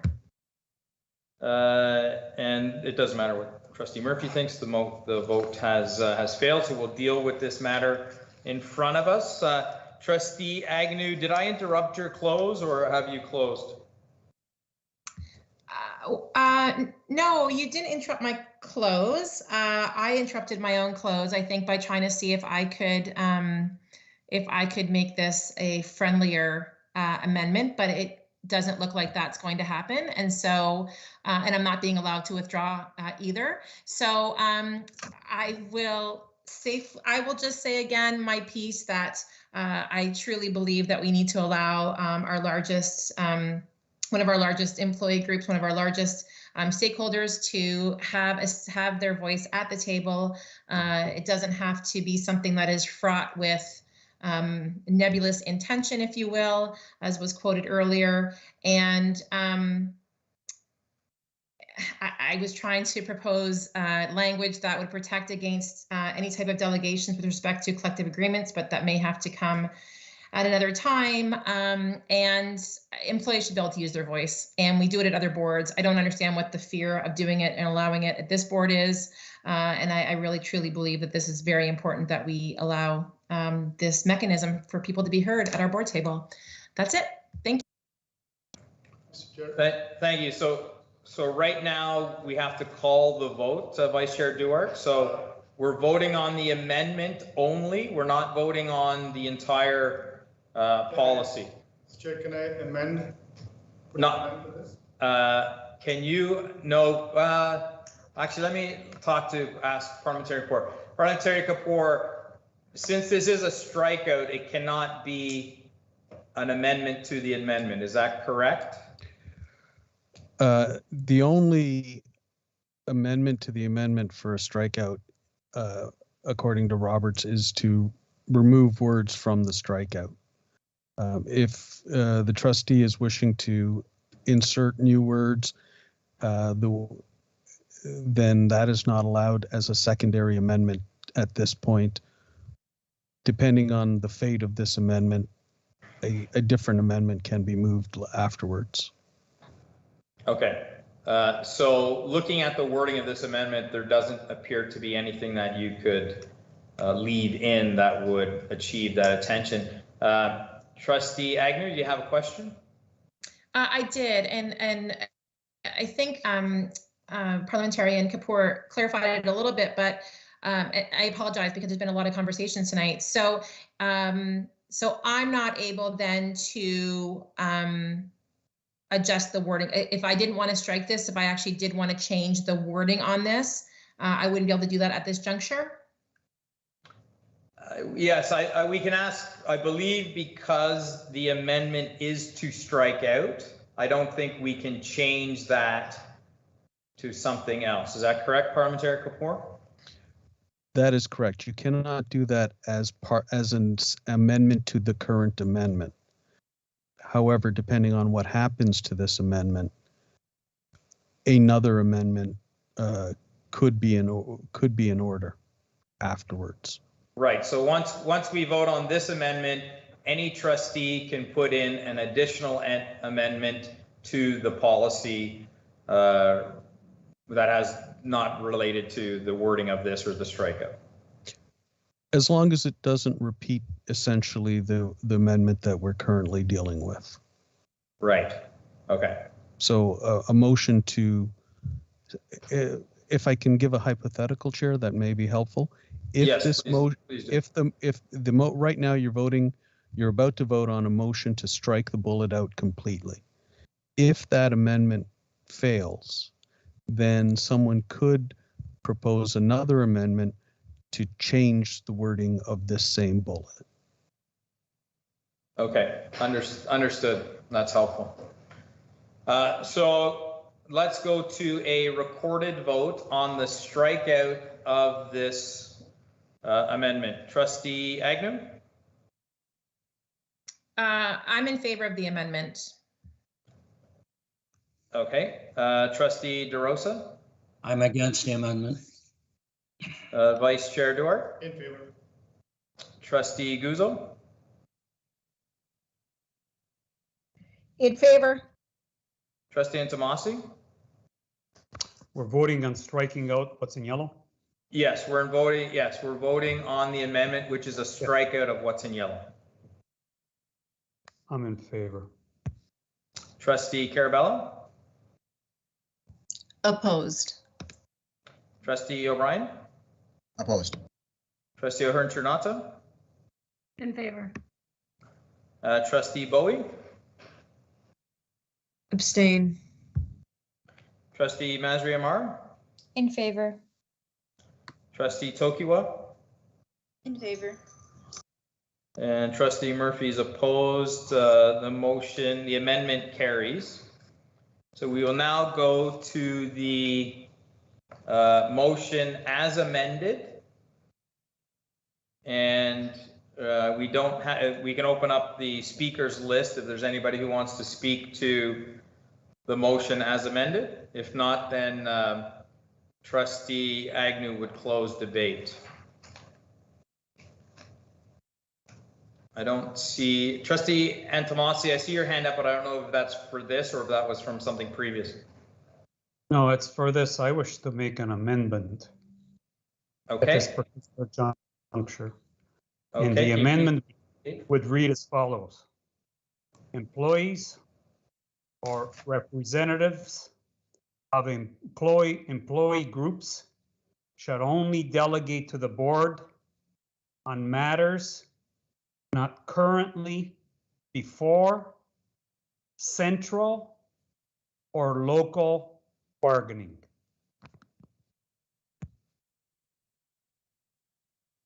Okay, so if Ms. Swindon could type that in the chat box, or we can do it on the, or you can do it on the screen, that would be great.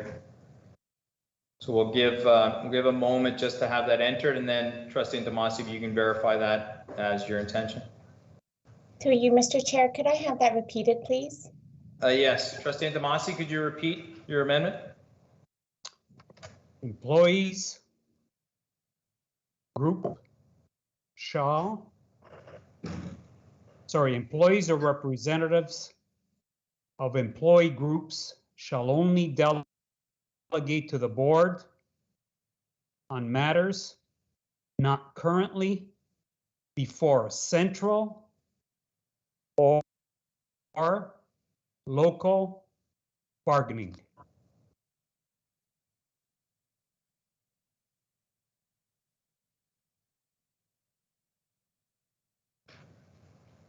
Okay, so we have the amendment in front of us. Do I have a seconder? I'll second it, Trustee Agnew.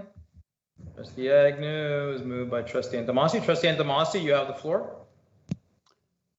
So my amendment speaks to and narrows down when our employee groups can delegate to the board. Notwithstanding that, we also have a second check, and that is the chair, the vice chair, and the director, who can deem something that may not fit delegating to the board if it's matters of whatever it may be. That's it. Thank you. Okay, thank you. Do we have anybody who would like to speak to this? Trustee Guzzo, I see your hand up, but there was a comment that you stepped away for a quick second, so I'm not sure if you're there and you wanted to speak to this. If not, I'll open up the floor to other trustees. I'll pass. Trustee Antomasi beat me to what I was going to do, so thank you. Okay. I don't see anybody else who would like to speak to this. Trustee Antomasi, I'm not sure if you wanted to close. You just spoke to it, but you have that option. Mr. Chair. I believe I've closed. Thank you. Okay. Trustee DeRosa. Mr. Chair, I think it's an important clarification to put in this amendment that There is a certain amount of judgment call that needs to be made, and it will be made in conjunction with the chair, the vice chair. Point of order, Mr. Chair. Trustee Agnew, what's your point of order? I'm just wondering if Trustee DeRosa is actually making an amendment to this. So if he is, then I don't know that this is the time to make that. He does have the, I could be wrong, I'll check with Parliamentarian Kapoor, but the Trustee DeRosa can amend this amendment, I believe. I'll verify that with Parliamentary Kapoor. So point of clarification, is that what Trustee DeRosa was doing? Because I couldn't quite gather that. Okay, let's first get the ruling from Parliamentary Kapoor, and then I'll go back to Trustee DeRosa. Parliamentary Kapoor? The advice from the parliamentarian chair is that this is a primary amendment, and so it is open to a secondary amendment. Okay, thank you. Trustee DeRosa, is your intention to amend the amendment? Yes. Okay, could you please state your amendment? I would like to add that at the discretion of the chair, the vice chair, and the director. Mr. Chair, point of order. Yes, Trustee Damasi, what's your point of order? That's already found in the 2 bullets down. Board, unless approval is given by the chair at the discretion of the chair. The chair always has discretion, so that particular amendment is redundant to the changes that I've made to that particular bullet. I'll get it. Parliamentary Kapoor, can I have your opinion on adding this amendment, secondary amendment? Would it be considered redundant? Is the wording below achieve the same result? I'm at a bit of a disadvantage. I'm not sure if Trustee DeRosa had finished his amendment. I had not. Okay, I'm sorry. Could you please finish? I had not, but considering that Trustee Yantomasi has brought focus on that added bullet point, I'd like Parliamentarian Kapoor to address the question. In that case, if it's satisfactory, I'll withdraw my amendment. Okay, thank you. As I said, I'm just reading what's on the screen and what I had heard Trustee DeRosa say. I'm not sure if it's reproduced by what's highlighted in blue. If Trustee DeRosa feels that covers it adequately, he can decide not to proceed with his amendment, but I don't have enough information to know exactly what he is going to leave, what he wishes to leave to the discretion of the chair, vice chair, and director. The part that I see highlighted in blue refers to combining delegations, as I understand it. No, may I speak to that, Mr. Chair? Yes. It would be much So easier, Chair, to give advice if I heard it all. The discretion would take place in matters that are confidential, such as behavior or discipline or whatever, at which time the vice chair, the chair, in conjunction with the secretary, would be privy to that, so they can make a call on whether or not it could be allowed. So what we could do is matters that are in camera. We could add matters that are in camera.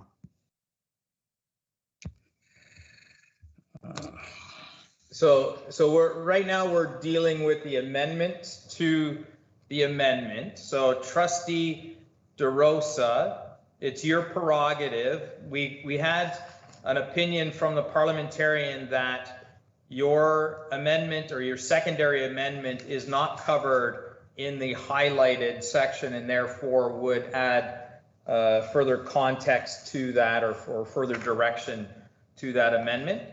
As it's written now, since it hasn't been seconded, you can make changes or additions, or we can leave it as it is and I can ask for a seconder. Okay, please allow me 30 seconds to contemplate the wording. Yes, in the meantime, Director Daly has asked for the floor, so that'll give you some time. All right. Trustee DeRosa. Director Daly.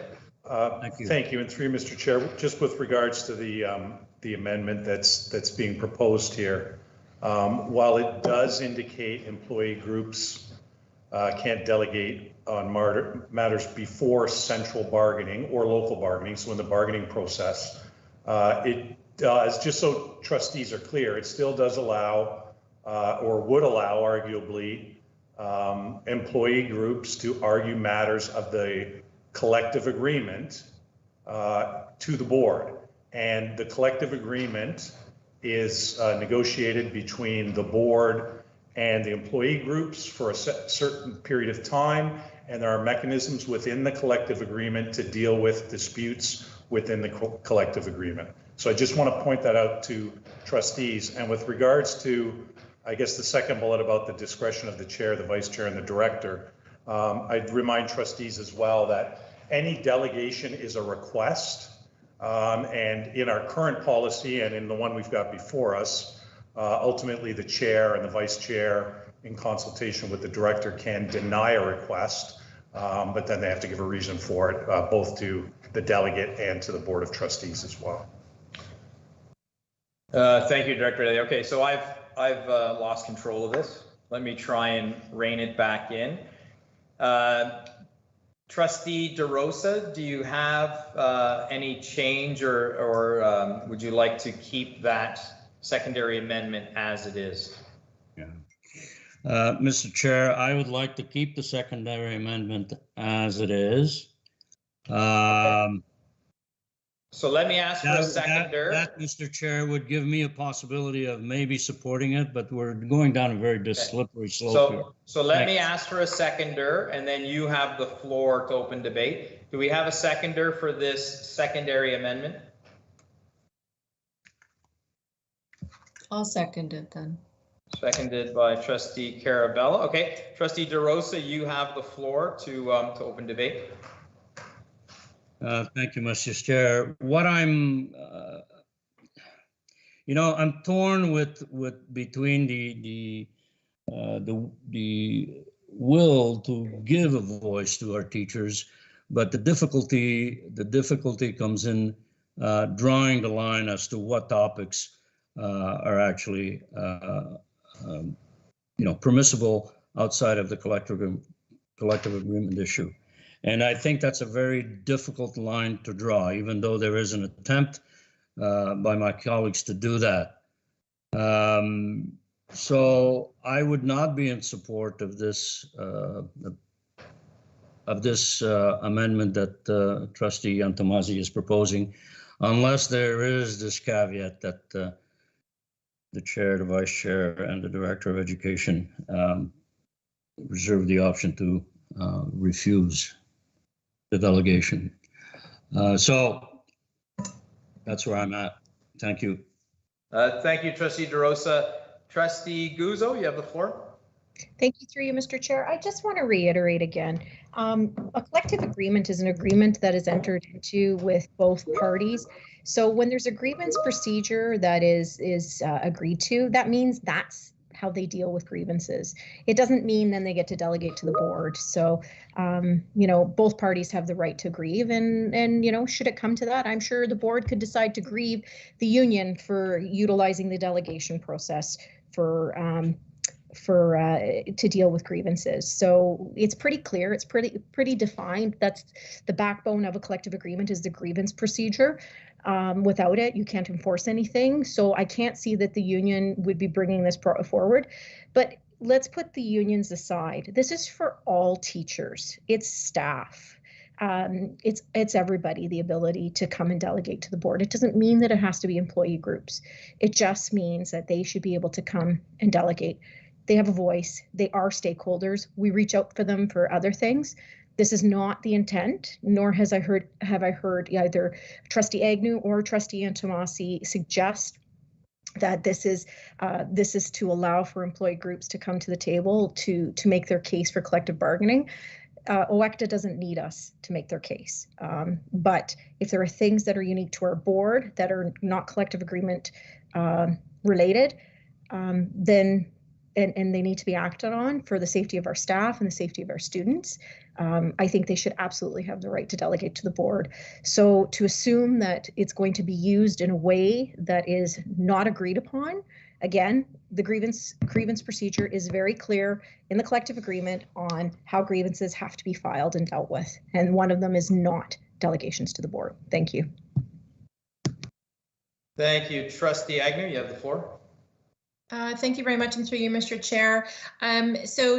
Just to follow up a little bit on what Trustee Guzzo has said, I think I need to draw trustees to the wording here. It says employees. So employees or representative of employee groups. It does not say teachers. It does not say EAs. It says employees. That could be union, that could be non-union staff, that could be unionized staff. It's employees. So we would be permitting employees or unions to have a voice at this table. And I agree with Trustee Guzzo that I don't like the inference that we're going into this on a negative, slippery slope, a possible negative experience. I'm trying to go into this with the most positive outlook that I can, that this mechanism will not be abused and will not be utilized for the wrong purposes. This is a voice for our employees, and there shouldn't be, in my opinion, any argument against that, but I understand people have different perspectives of that. I also do want to say, with respect to Trustee DeRosa's amendment, is that my understanding, and I have to go back through this policy, but my understanding is that all delegations are, as Director Daly just pointed out, all delegations are actually up to the discretion of the chair and vice chair and the secretary as to whether or not they are permissible. So I don't know that that has to be put in here. Yes, it doesn't pertain to the bullet point below that Trustee Ian Tomasi thought it pertained to, but the policy itself, I believe, does state that any delegations are permissible to the discretion of the chair, vice chair. So I don't know that it has to be in here specific to this bullet point. Feels like we are specifically targeting employees and representative of union groups by having to reiterate that this would be at the discretion of the chair and the vice chair when the policy itself states that. I think it's overkill. Thank you very much. Thank you. Director Daly, you have the floor. To thank you, and through Mr. Chair, just to note, and I know we are talking about the amendment. If the section that was stricken out remains stricken out and there's nothing else there, then it would be, I would argue it would be problematic for the chair, the vice chair, or the director to deny a delegation, because I'm not sure what the reason would be to give that. So if that line is stricken out completely, then I think we're arguing that any employee or employee group can delegate to the board on anything. So as I said, there'd be little rationale to deny a delegation. That would be my understanding anyway. Thank you, Director Daly. There is a clause that a delegation cannot be reasonably withheld. Am I imagining that, or is that correct? It's the last bullet under principles on the page earlier, Chair. Yeah, so request to delegate the board will be subject to approval of the chair, which will not be unreasonably withheld. Okay, so we're now dealing with the secondary amendment, which is highlighted in red. If there's nobody new who wants to speak to it or a question regarding that, then Trustee DeRosa can close debate, and then we can vote strictly on the portion in blue. Does anybody else have a question or would like to speak to this? So if not, Trustee DeRosa, you have the floor to close. Thank you, Mr. Chair. I think I've said everything I needed to say. Thank you. Okay, thank you. So we are going to call recorded votes on the secondary amendment, which is highlighted in blue, which is the addition of at the discretion of the chair, the vice chair, and the director of education. Vice Chair Duarte, how do you vote? Opposed. Trustee Guzzo? Opposed? Trustee Antomasi?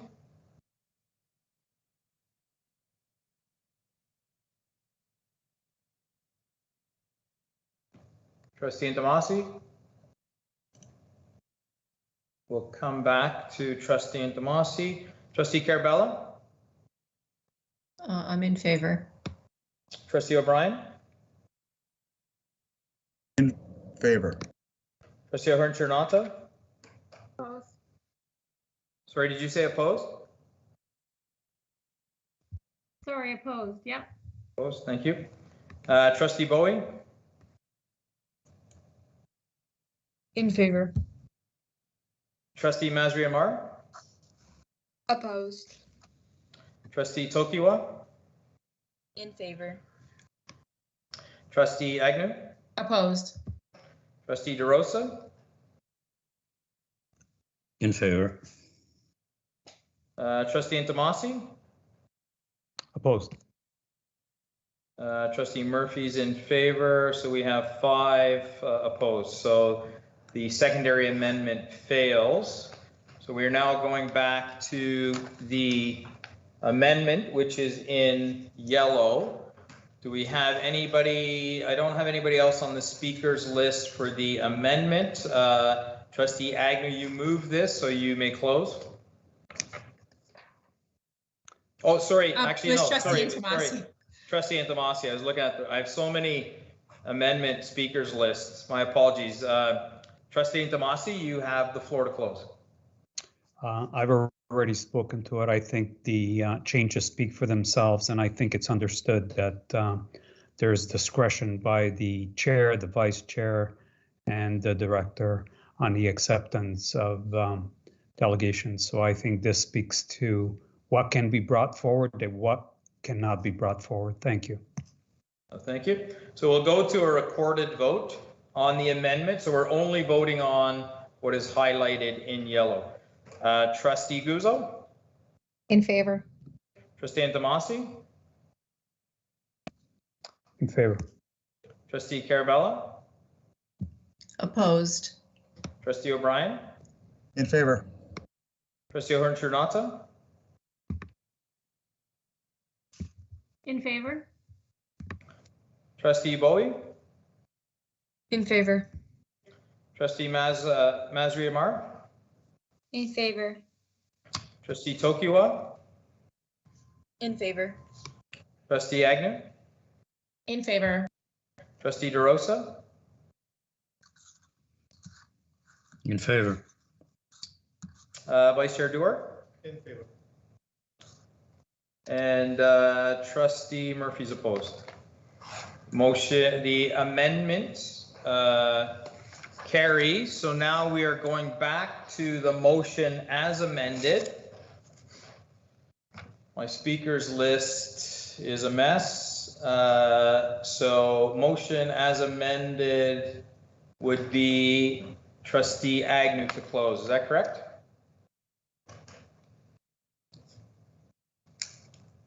A point of privilege, Mr. Chair. Yes, Trustee Carabella. It seemed that the part above was still crossed out, so I'm not clear on the final result for the policy. Thank you. So it's struck out that it doesn't exist. It's not part of what we're voting on. So we're voting on the entire document, less the struck out portion with the yellow added in. Thank you. Mr. Chair? Yes, Trustee DeRosa. I'm sorry to do a 360 here, but I'd like to change my vote. Unfortunately, the vote is closed, Trustee DeRosa, so we can't. All right, no problem. Thank you. So we're voting on the motion as amended. So if nobody wishes to speak to it or ask a question, we'll move to recorded vote. Trustee Antomasi? I'm in favor. Trustee Carabella? I'm opposed. Trustee O'Brien? Opposed. Trustee Ahern-Chernata? In favor. Trustee Bowie? And then amended the other amendment, but they're trying to take away the first amendment so that they could do a different amendment. Trustee Bowie, In favor. Trustee Masri Amar, In favor. Trustee Tokiwa, In favor. Trustee Agnew, In favor. Trustee DeRosa, I'm opposed, Mr. Chair. Vice Chair Duarte, In favor. Trustee Guzzo, In favor. Trustee Murphy's opposed. The motion as amended carries. We're moving on to 8.5, policy I-19, occupational health and safety. Trustee Guzzo, could you please read the motion? I can. Thank you through you, Mr. Chair. Be it resolved that the Halton Catholic District School Board accept the recommendation of the Policy Committee that policy I-19, occupational health and safety, be approved. The motion was moved by Trustee Guzzo. May I have a seconder? O'Brien. Vice Chair Duarte. Any discussion?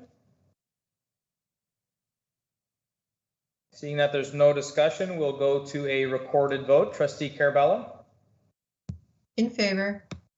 Trustee O'Brien? In favor. Trustee O'Hearn-Chernata? Favor. Trustee Bowie? In favor. Trustee Masri Amar? In favor. Trustee Tokiwa?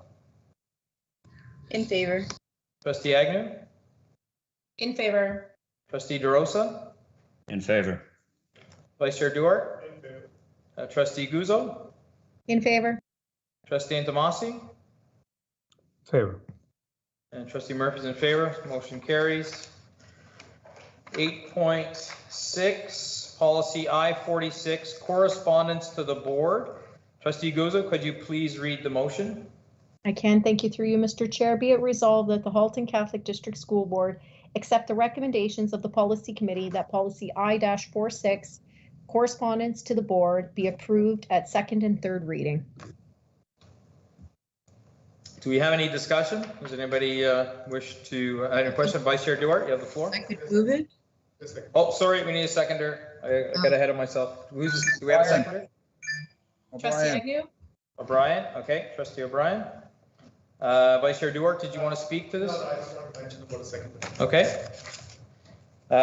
Do we have anybody who would like to speak to this motion? If not, we'll go to a recorded vote. Trustee O'Brien? In favor. Mr. Chair, Yes, Trustee Antomasi? we're combining second and third reading. Yes. Okay, I just wanted to remind you that requires a 3/4 vote. Okay. Thank you. Trustee O'Hearn-Chernata? In favor. Trustee Bowie? In favor. Trustee Masri Amar? In favor. Trustee Tokiwa? In favor. Trustee Agnew? In favor. Trustee DeRosa? Come back to me, Mr. Chair.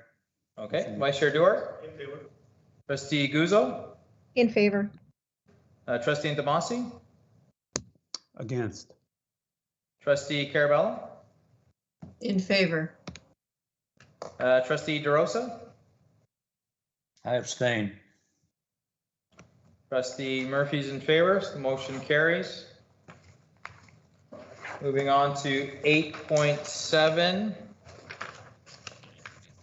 Policy II-09, opening and closing exercise. Trustee Guzzo, could you please read the motion? Thank you through you, Mr. Chair. Be it resolved that the Halton Catholic District School Board accept the recommendation of the Policy Committee that policy II-09, opening and closing exercises, be approved. Thank you. Can I have a seconder? O'Brien. Trustee O'Brien. Trustee Carabella, you have the floor. Thank you, Mr. Chair. I also would like to add an amendment under the requirements.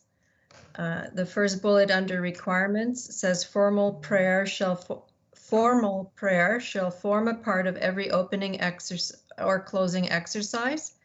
And I'd like to add, and shall include the Our Father. Okay, thank you. We'll bring that up and I'll just confirm that the wording is correct.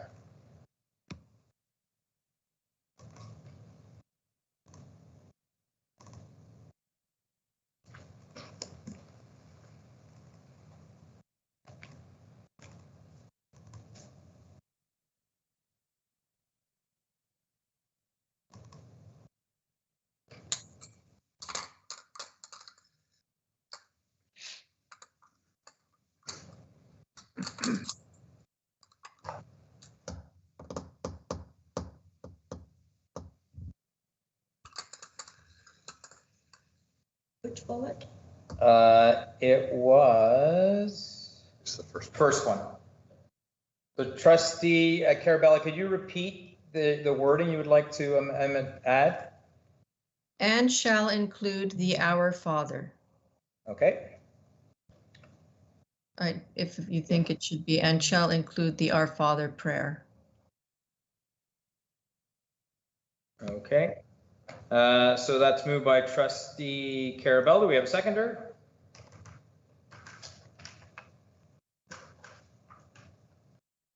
O'Brien. Oh, okay, Trustee O'Brien. Trustee Carabella, you have the floor to open.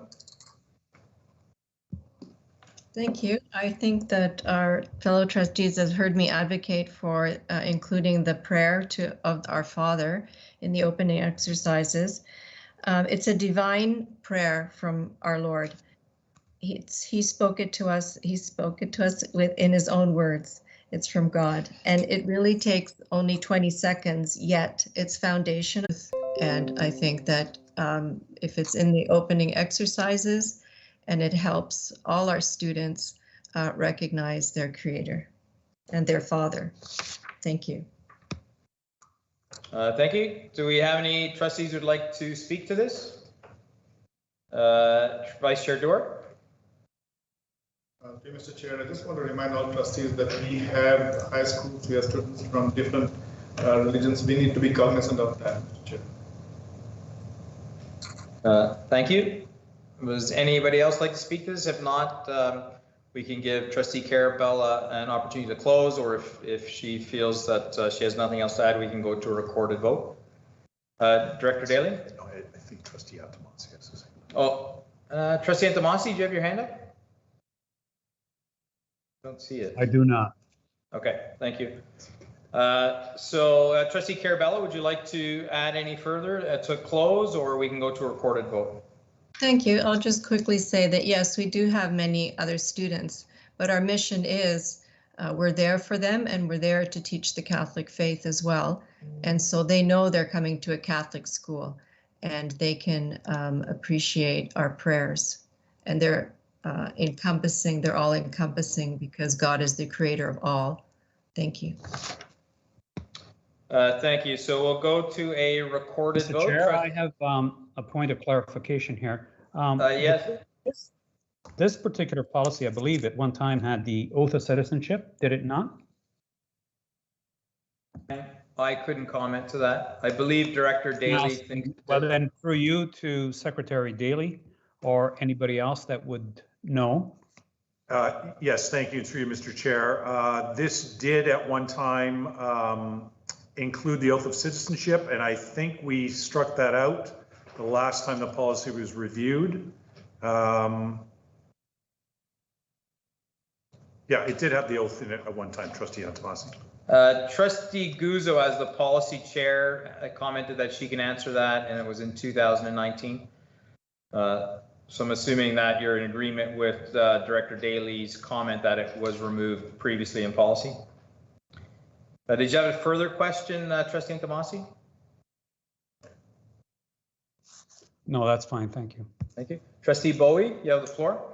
Yes, I just have a question for Trustee Carabella. Just to clarify, is the intention of this policy that the Our Father replaces prayers performed by the school chaplain in the morning, or is in addition to prayers done by the chaplain in the morning?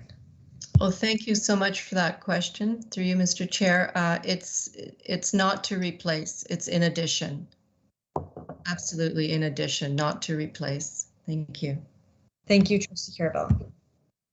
Thank you. So we will now go to a recorded vote. Trustee O'Hearn. Opposed. Trustee Bowie, In favor. Trustee Masri Amar, In favor. Trustee Tokiwa, Abstain. Trustee Agnew, Opposed. Trustee DeRosa, In favor. Vice Chair Dewar, Opposed. Trustee Guzzo, Opposed. Trustee Intomasi, In favor. Trustee Carabella, In favor. Trustee O'Brien, In favor. and Trustee Murphy's in favor, so the amendment carries. We'll now go on to the policy as amended. Does anybody want to speak to it? If not, we'll go to recorded vote. Okay, seeing that there's nobody who wishes to speak to it, we'll go to recorded vote. Trustee Bowie, In favor. Trustee Masri Amar, In favor. Trustee Tokiwa, In favor. Trustee Agnew, Opposed. Trustee DeRosa, In favor. Vice Chair Dewar, Opposed. Trustee Guzzo, Opposed. Trustee Intomasi, In favor. Trustee Carabella, In favor. Trustee O'Brien, In favor. Trustee O'Hearn Chernata, Opposed. Trustee Murphy's in favor, motion carries. Item 8.8, policy III 15, workplace violence. Trustee Guzzo, could you please read the motion? Thank you, through you, Mr. Chair. Be it resolved that the Halton Catholic District School Board accept the recommendations of the Policy Committee that policy III-15, workplace violence, be approved. Can I have a seconder? Trustee Agnew? Seconded by Trustee Agnew. Is there any discussion? Seeing that there is no discussion, we'll go to a recorded vote. Trustee Masri Amar, In favor. Trustee Tokiwa, In favor. Trustee Agnew, In favor. Trustee DeRosa, In favor. Trustee Vice Chair Dewar, In favor. Trustee Guzzo, In favor. Trustee Intomasi, In favor. Trustee Carabella, In favor. Trustee O'Brien, In favor. Trustee O'Hearn Chernata, In favor. Trustee Murphy's in favor, Trustee Bowie, In favor. motion carries. Moving on to 8.9, policy III 16, workplace discrimination and harassment. Trustee Guzzo, could you please read the motion? Thank you. Through you, Mr. Chair, be it resolved that the Halton Catholic District School Board accept the recommendation of the Policy Committee that policy III-16, workplace discrimination and harassment, be approved. Can I have a seconder? Trustee Agnew? Vice Chair Dewar, any discussion? Seeing that there's no discussion, we'll go to recorded vote. Trustee Tokiwa? I'm slow here, Mr. Chair, because it's not responding. No problem. Sorry, go ahead, Trustee Intomasi. So where is mention of Bill 168 in this particular policy? I don't see it anywhere. It's part and parcel to the work, discrimination and harassment. And Bill 168 makes specific references. So my question is to whoever is responsible for this particular policy. Trustee Guzzo, do you have a comment on that? I do. I can answer that, Mr. Chair, if you'd like. There's reference to Occupational Health and Safety Act, and the Occupational Health and Safety Act mandates that we have a policy that it deals with workplace harassment and discrimination. and a procedure that talks about how to deal with such complaints. So this would be compliant, and we had our occupational health and safety manager on with us as well, who during policy meeting when it was discussed, to say that we are in compliance with the Occupational Health and Safety Act. Through you, Mr. Chair, follow up? Yes, Trustee Antomasi, you have before. So Bill 168, Ontario's law on workplace violence and harassment, speaks specifically on matters that the Health and Safety Act does not include in their language or in its language. I don't see any reference, again, to this particular policy that would give reference that we abide by legislation 168 or Ontario regulation 168.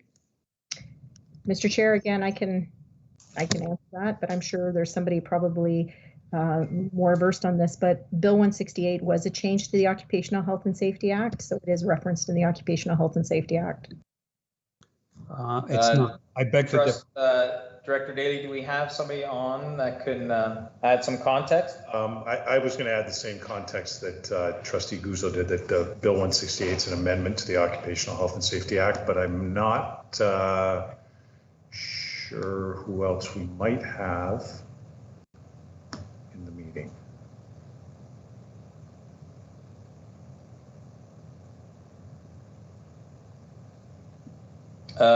Superintendent Mr. Chair. Yeah, one moment, please. We just have Superintendent Bakite with her hand up. Thank you, and through you, Mr. Chair. And the Occupational Health and Safety Act was recently updated effective July 21st, 2020. So it is the most current act, and it was used to inform this policy. Okay.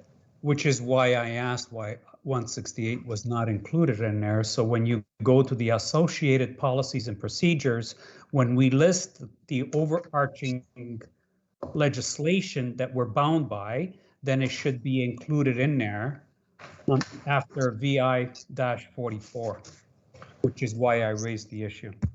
So Trustee Antomasi, are you making an amendment to add reference to Bill 168?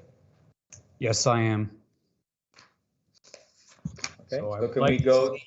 I would like to see in under associated policies and procedures that the updated version of 168 be included, because it's legislation that's pertinent to this particular document. Okay, so let's not get ahead of ourselves. We'll go to the policy. We'll make that addition, and then I'll ask for a seconder, and then we can start debate on that.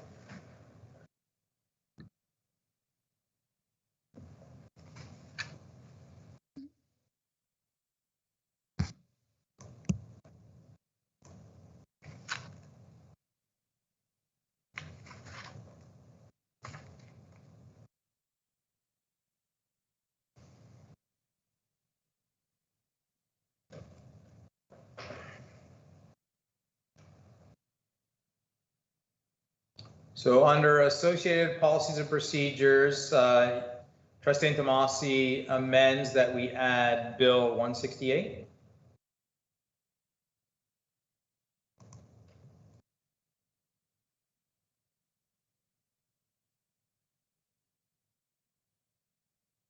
We can highlight that so we know that is what we're discussing.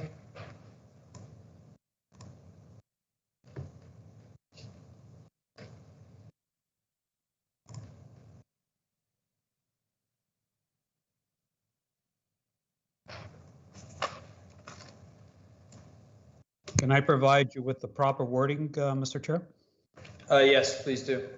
So Bill 168 dash Ontario's law on workplace violence and harassment. And you need to put in the latest date that was provided to us by Supervisory Officer Bakite.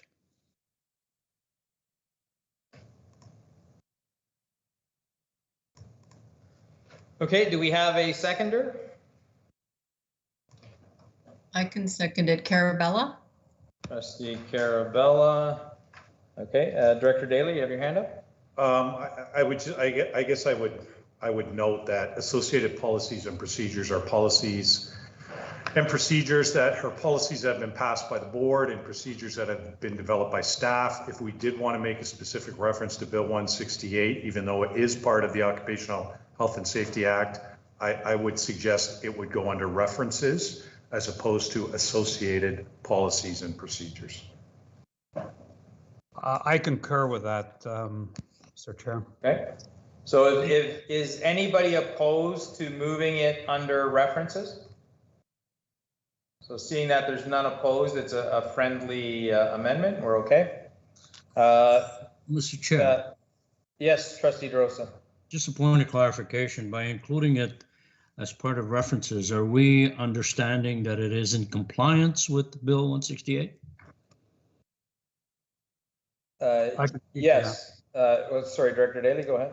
Well, Bill 168 mandates employers to have a workplace and workplace violence and harassment policy.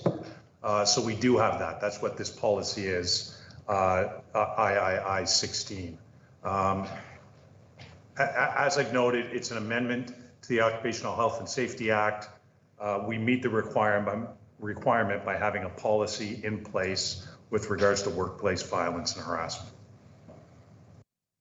Thank you. May I have a follow-up question? Yes, please go ahead. Point of, Mr. Chair, can we not let Trustee Antomasi open, and because this is debate and there's other of us who have our hands up in the chat box?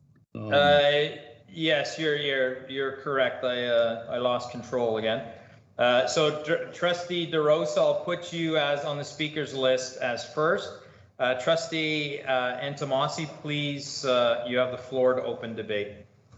So my friendly amendment, as it was suggested, Bill 168, Ontario Law on Workplace Violence and Harassment, updates the Health and Safety Act, which was passed in 2010. By adding this to it, it brings it to current legal status. Thank you. Trustee DeRosa, you have the floor. Thank you, Mr. Chair. My simple question that I was going to ask is of Director Daly, does this policy meet all the requirements of Bill 168? Director Daly, or would that be Superintendent Pakaich? I can answer. I guess the short answer would be yes. Okay. That's good enough for me. Thank you. Thank you. Superintendent Pakaich, I see that you have your hand up. Did you want to add further comment or context? Mr. Chair, I've had my hand up before everybody else. Oh, did you? Sorry. I have to reboot. I lost my camera. Unfortunately, people won't be able to see me. My camera is down and my screen's frozen, so my apologies. Go ahead, Trustee Guzzo, you have the floor. Thank you, through you, Mr. Chair. I just want to be really clear that people understand what we're being asked to vote on. Bill 168 is a bill that was passed to amend the Occupational Health and Safety Act back in 2009, and it just talks about what employers need to be compliant. We have met those requirements, which is we have a policy and we have a procedure which addresses all of those items. So referencing Bill 168 actually is outdated because there has since been further revisions, because that was from 2009. And if we weren't compliant, it's now 12 years after the fact. It would have been raised by multiple employee groups, and we would have been non-compliant in any complaints that have been filed. Through you, Mr. Chair, may I clarify? I've also included in Mr. Chair. What Bill 168. Okay, so order. Sorry, order. I think I have the floor. Trustee Guzzo still has the floor, and then we can go on to the next speaker. So Trustee Guzzo, please finish.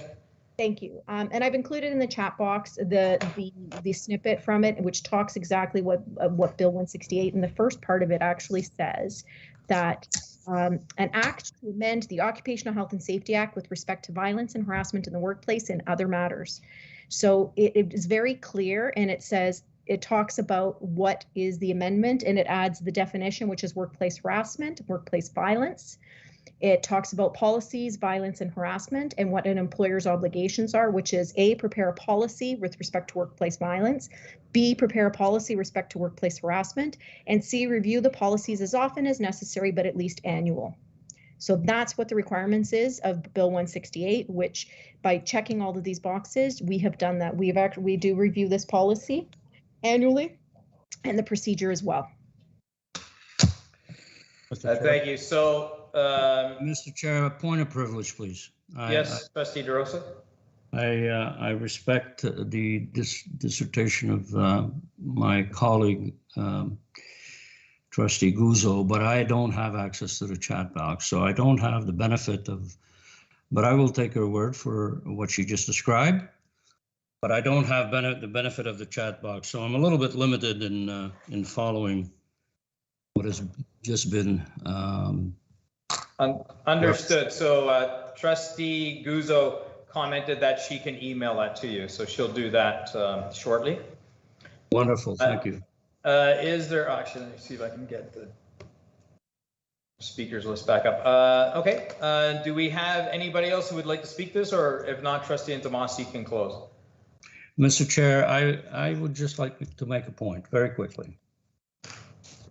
Okay, please, you already spoke to this, but please go ahead, a brief point. I am looking for some comfort to a very, very simple question by somebody who's very competent, who's competent in this. I just want to make sure that all legal compliance and requirements are met.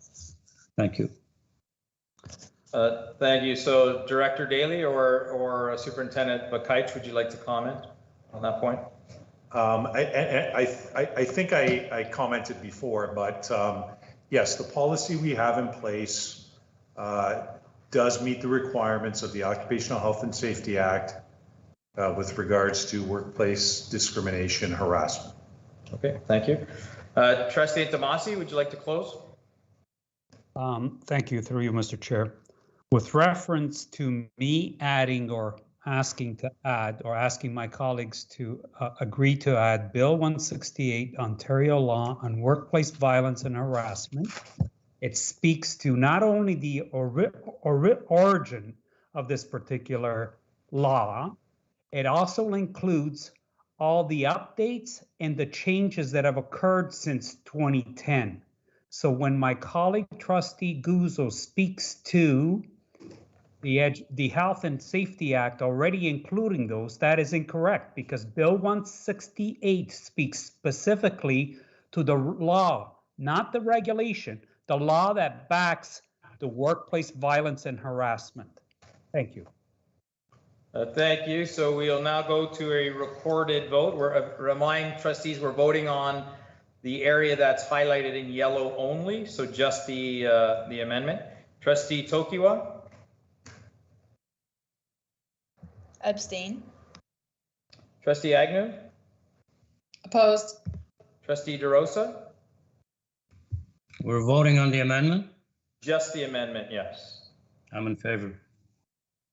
Vice Chair Duar? Opposed. Trustee Guzzo? Opposed. Trustee Intomasi? In favor. Trustee Carabella? In favor. Trustee O'Brien? Can you come back to me, please? Yes, I can. Trustee O'Hearn-Chernata? Opposed. Trustee Bowie? Abstain. Trustee Masri Amar? Opposed. Trustee O'Brien? In favor. Trustee Murphy's opposed, so the amendment fails. We're going back to the original policy 8.9. Trustee, we're going to call a recorded vote. Trustee Agnew? In favor. Trustee DeRosa? I'm opposed. Trustee Vice Chair Duar? In favor. Trustee Guzzo? In favor. Trustee Intomasi? I'm opposed. Trustee Carabella? In favor. Trustee O'Brien? In favor. Trustee O'Hearn-Chernata? In favor. Trustee Bowie? In favor. Trustee Masri Amar, In favor. Trustee Tokiwa, In favor. and Trustee Murphy's in favor. Motion carries. We are on to, it's 10 o'clock. We have to vote to extend. Can I have a mover to extend? I'll move. Vice Chair. Okay, Vice Chair Duarte and seconded by Trustee Guzzo. Trustee DeRosa, In favor. Vice Chair Duarte, Trustee Guzzo, In favor. Trustee Antomasi, Favor. Trustee Carabella, In favor. Trustee O'Brien, Absolutely in favor. Trustee O'Hearn Trinata, In favor? Trustee Bowie, In favor. Trustee Masri Amar, In favor. Trustee Tokiwa, In favor. Trustee Agnew, In favor. Trustee Murphy's in favor. We're extended to 10:30. Moving on to item 8.10, rescind policy IV07, alternative arrangements for school facilities. Trustee Guzzo, would you please read the motion? Yes, thank you through you, Mr. Chair. Be it resolved that the Halton Catholic District School Board accept the recommendation of the policy committee that policy IV-07, alternative arrangement for school facilities, be rescinded. Do we have a seconder? Trustee Agnew? Vice Chair Duarte, seconded. Trustee O'Brien, you have your hand up? Yes, thank you. Through you, Mr. Chair. Mr. Chair, I'd like to get a parliamentary opinion on the voting of this motion. Since it was voted by the board in, I believe, 1999 originally, and it is a rescinding. My question to our parliamentarian would be, does it need the 2/3 vote that our bylaws say for a rescinding vote? Thank you, Mr. Chair. Parliamentary Kapoor, could you provide some advice on the voting requirement to rescind this policy? Yes, Chair. I'm just referring to bylaw 1023. May annul an action that is taken at a previous meeting by a motion to rescind the objectionable resolution, order, or other proceeding. This would be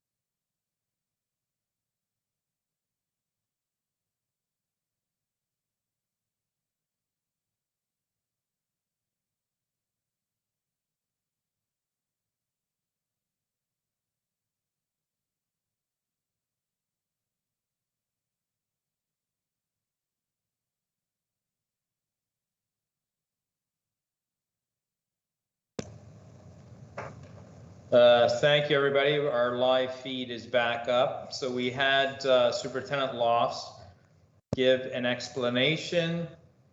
Do we have anybody else who would like to speak to this matter? If not, we'll go to a recorded vote. I wish to speak to this matter, if I may, Mr. Chair. Trustee Intomasi, you have the floor. So this question is, Mr. Chair, this question is to Superintendent Lofts. In reference to the regulation that he's referring to as it pertains to the requirements of school boards to annually review their budgets and find operating surpluses. That to me is a best practice, which is still used throughout Ontario. Can he point me to the regulation that he's referring to where it's stating that this is redundant and it's no longer necessary? Superintendent Lofts, do you have that information handy? Through Mr. Chair, no, I will state though that it is coming from recommendation of our legal team, and I know the trustees appreciate getting legal advice. So the information that we have came from our legal team. I don't have the exact, other than the actual regulation that was amended and the dates that they came, where the repeal came into effect. At this time, I don't have the exact wording of the act. No, I do not. Okay, Mr. Chair, follow up? Yes, Trustee Intomasi. So this particular policy that he's referring to was never repealed by the government. What the government said that it merely made it optional, and it was really to address the boards in Ontario that do not have surpluses. And it's mostly the remote boards that are up north. It was to facilitate them not having to go into their surpluses because there aren't any. On the contrary, we in Southern Ontario, in the Greater Toronto area, have surpluses because our enrollments are higher and our funding is greater. I would say that this, I don't know where the legal opinion is. If Superintendent Lofts has that legal opinion, could he please put it on the board? Because I do not believe that this was a repeal by the government. Thank you, Trustee Intomasi. Trustee O'Brien, you have the floor. Thank you, through Mr. Chair. I think I got back a little late. We're still on policy IV-08, correct? 07, Trustee O'Brien. 07, okay, this is the one, okay, because I heard something about extra money. Again, I'm kind of echoing Trustee Intomasi. I've had a week to reflect on this. I did vote to bring it to the board. It looks like a good policy to me. And before I move forward, I really would like to see that legal opinion. I know it's not mandated, but I guess I would compare it to going to church on Sunday, though the church doesn't mandate it anymore. It's still a good thing to do. So I don't know why we're rescinding it, because it looks like a good policy. So if you can provide me with a legal opinion that would show me anything in here that's not a good thing to do, I would be more inclined to rescind it. But as now, it looks like it's all really good stuff. So Trustee O'Brien, are you suggesting we refer this back to policy? No, I'm suggesting we keep it. Oh, okay. Well, that's not what the motion, the action is to rescind it. So we either vote to rescind or we refer it back to policy. Oh, I'm sorry, I didn't know the option. So if we don't rescind it, it goes back to policy. No, well, yeah. So you could move to refer it to policy for additional information, or we can vote on it as it is, and then it either passes or fails. So if it's rescinded, what happens? I mean, if it's not rescinded, then it stays on the books as it is. That's what and doesn't get acted upon. That's basically. Well, what do you mean doesn't get acted upon? It's still a policy. Because we were told, but we received advice from Superintendent Lofts that it is now a redundant policy and would not be acted on. Is that correct, Superintendent Lofts? Sorry, through you, Mr. Chair. Yes, that's what the advice has come from our legal team. Of course, I have the email from our legal team. I wouldn't say that if I didn't have the email from our legal team. I would also like to mention too that Trustee Tomasi is talking about surpluses. This policy is not referring to surpluses. I believe he's referring to policy 408, the next one, the following one that addresses this operating budget. And again, I'd like to just remind trustees it's an operating budget, not necessarily an operating surplus. It's a budget, so there's two different definitions for that. But I believe he was referring to the following policy, 408. Not the current one. Point of order, Mr. Chair. Mr. Chair, I haven't finished. Well, yeah, we have a point of order, so I have to deal with the point of order. Trustee Tomasi, what's your point of order? So my point of order is that Superintendent Lofts is putting words in my mouth. I was very specific that budgets and surpluses go hand in hand. One feeds the other. So the effects of one policy affects the other policy.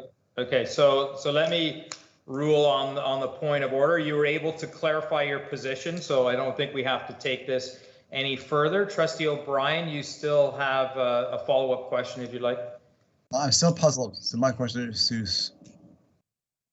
Director Daly and to his staff. If we do not rescind this, are you saying it's illegal to follow this policy? That's what I'm hearing. Through you, Mr. Chair, I don't think anybody said the word legal or legal. I think what we're arguing is that the policy as it stands is no longer in effect for our purposes. So we wouldn't be doing anything legal or illegal. Because we're an EDC board, it really doesn't apply to our purposes anymore. So if the policy is not rescinded tonight, the policy will still exist. I think what Superintendent Lofts is arguing, based on the legal advice we had, is that we don't continue to follow this procedure. So we are, if a trustee is not moving to refer this back to policy, we're going to vote on it as is. Mr. Chair, it's Parliamentarian Kapoor. Yes, Mr. Kapoor. Sorry, I just want to, I think it's important to remind trustees that according to bylaw 1023, if the motion to rescind is defeated, then it would require unanimous consent to come back to the board within the next 12 months. Correct. Okay, so. Okay, thank you. So we are going to go to a recorded vote. Vice Chair Duarte? In favor. Trustee Guzzo? In favor. Trustee Tomasi? Against. Trustee Carabella? Opposed. Trustee O'Brien? Opposed. Trustee O'Hearn-Chernata? In favor. Trustee Bowie? Sorry, was that opposed? Abstained. Oh, abstained, thank you. Trustee Masri Amar? Abstained. Trustee Tokiwa? Abstain. Trustee Agnew? In favor. Trustee DeRosa? I'm opposed, Mr. Chair. And Trustee Murphy is in favor. We don't get the 2/3 majority, so the motion fails. Moving on to item 8.11, rescind policy IB08, school sites and operating budgets. Trustee Guzzo, could you please read the motion? Thank you. Through you, Mr. Chair, be it resolved that the Halton Catholic District School Board accept the recommendation of the Policy Committee that policy IB-08, school sites and operating budget, be rescinded. Can I have a seconder? Vice Chair Duarte. Any discussion? Seeing that there's no discussion, we'll go to a recorded vote. Trustee Guzzo? Mr. Chair, I have my hand up. In favor. I have my hand up okay. before you. Sorry, we'll have to give that grace period of the technical lag. So Trustee O'Brien, you have the floor. Thank you, through you, Mr. Chair. Again, Superintendent Laws, do you have the legal opinion that states why this needs to be rescinded? Lots, can you speak to that opinion? I can, and through you, Mr. Chair, I actually have it in front of us. It's from Overland LLP. The board is no longer obligated to do either of these tasks, those tasks being that in the province amended EDC regulation in late 2018 to eliminate the requirement school boards annually review their budgets to find surpluses against EDCs and to determine if an alternative accommodation arrangements are available.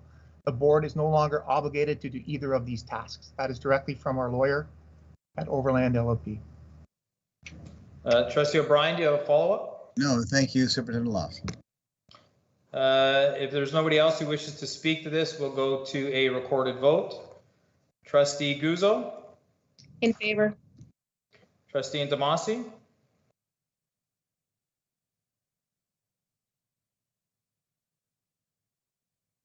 Trustee Intomasi? We'll come back to Trustee Intomasi. Trustee Carabella? Opposed. Trustee O'Brien? Opposed. Trustee O'Hearn-Turnauta?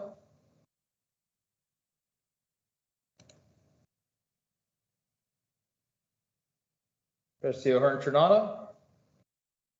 Come back. Trustee Bowie? Abstain. Oh, trustee. Okay, thank you. Trustee O'Hearn-Turnauta in the chat box voted in favor. Trustee Masri Amar? In favor. Trustee Tokiwa? In favor. Trustee Agnew? In favor. Trustee DeRosa?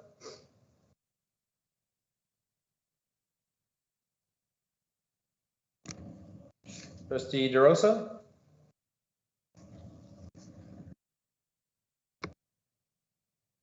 I have a phone call from Trustee DeRosa. Trustee DeRosa?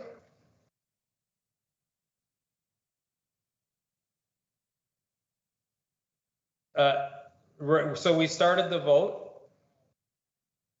Okay. Okay. You're opposed? Okay. Thank you. Vice Chair Duarte? In favor. And Trustee, who's left? Trustee Intomasi? A point of privilege, Mr. Chair.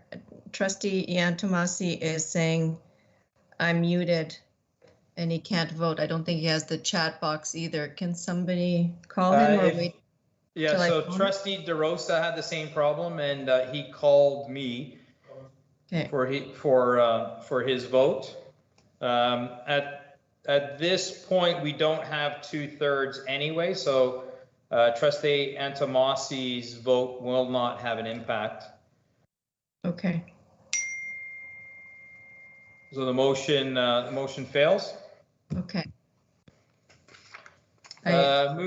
Moving on to item 8.12, HCDSB procedural bylaws. Trustee Guzzo, would you please read the motion? Thank you, through you, Mr. Chair. Be it resolved that the Halton Catholic District School Board accept the recommendation of the Policy Committee that the HCDSB procedural bylaws be approved. Do we have a seconder? Vice Chair Duarte. Yeah, team, we're getting a message. We're getting a message that Teams is acting up. Okay, can we try this? Can we have a roll call to see who is able to communicate? So I'll go through the list. Trustee Agnew? Sadly, yes, I can still communicate. Okay. Trustee DeRosa? Yeah, we're having trouble with quite a few. Can you try to log back in? Okay. So trustee, I'm just going to a roll call now to see who is available through Teams. I'm going to leave you on the phone. Is that okay? I'll put you on speaker. Okay. Obviously, Vice Chair Duart, I'm looking at you. Trustee Guzzo, are you able to communicate? Yep. Trustee Intomasi, He just called me. he just called, he's unable to communicate. Trustee Carabella?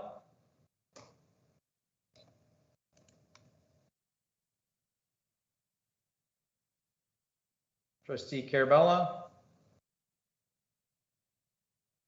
is unable to communicate. Trustee O'Brien? Here. Okay. Trustee O'Hearn-Chernota is in the chat box that she's unable to unmute, but she can type in the chat. Trustee Bowie? I'm here. Okay. Trustee Masri Amar, are you able to communicate? I'm here as well. Okay. Trustee Tokiwa, are you able to communicate? Yes, I can. Okay. I don't know if we have, she can type but can't unmute herself. I don't know if we have anybody from IT available if we have to restart everything, if that is a possible solution. For the benefit of trying to get back to normal here, I don't have the link on the actual schedule anymore. So even if I wanted to try to link in, I can't. Okay, Rosie can email that to you. Okay, thank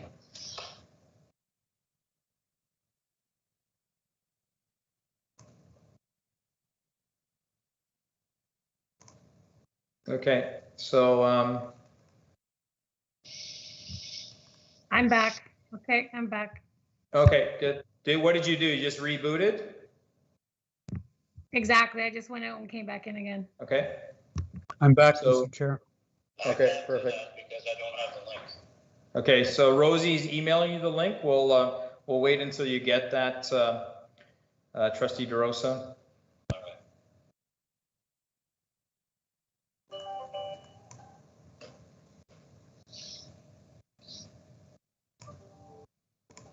And Trustee Carabell also is going to try to exit and come back in through Teams.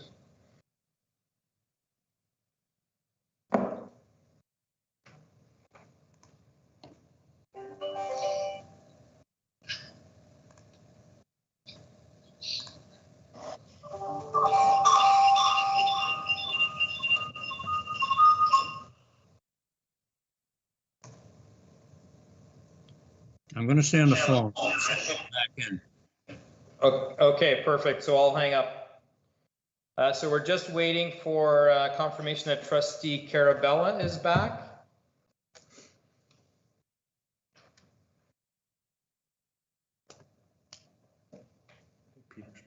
Peter's back. He just got in. Yeah. So Trustee Carabella was the only one we were waiting for. Vince has no sound. Okay, Trustee,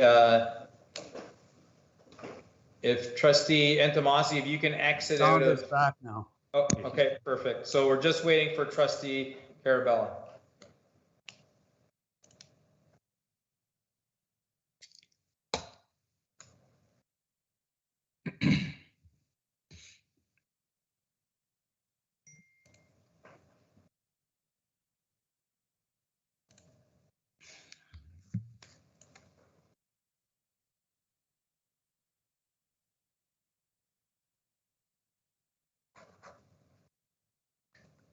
Oh, I see a green dot on Trustee Carabella. That must be a good sign.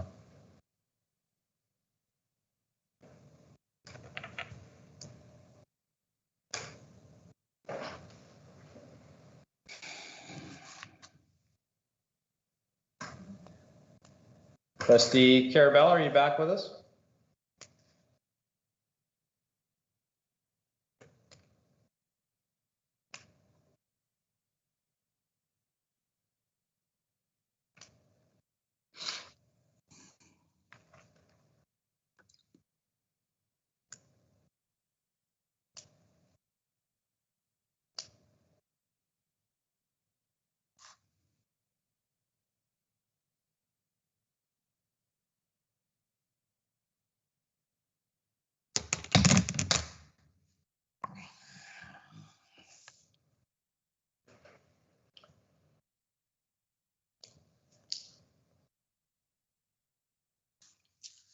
Rosie, can we reach out to Trustee Carabell and see if she's, maybe if she's still having, oh, Helena is typing, is trying, sorry.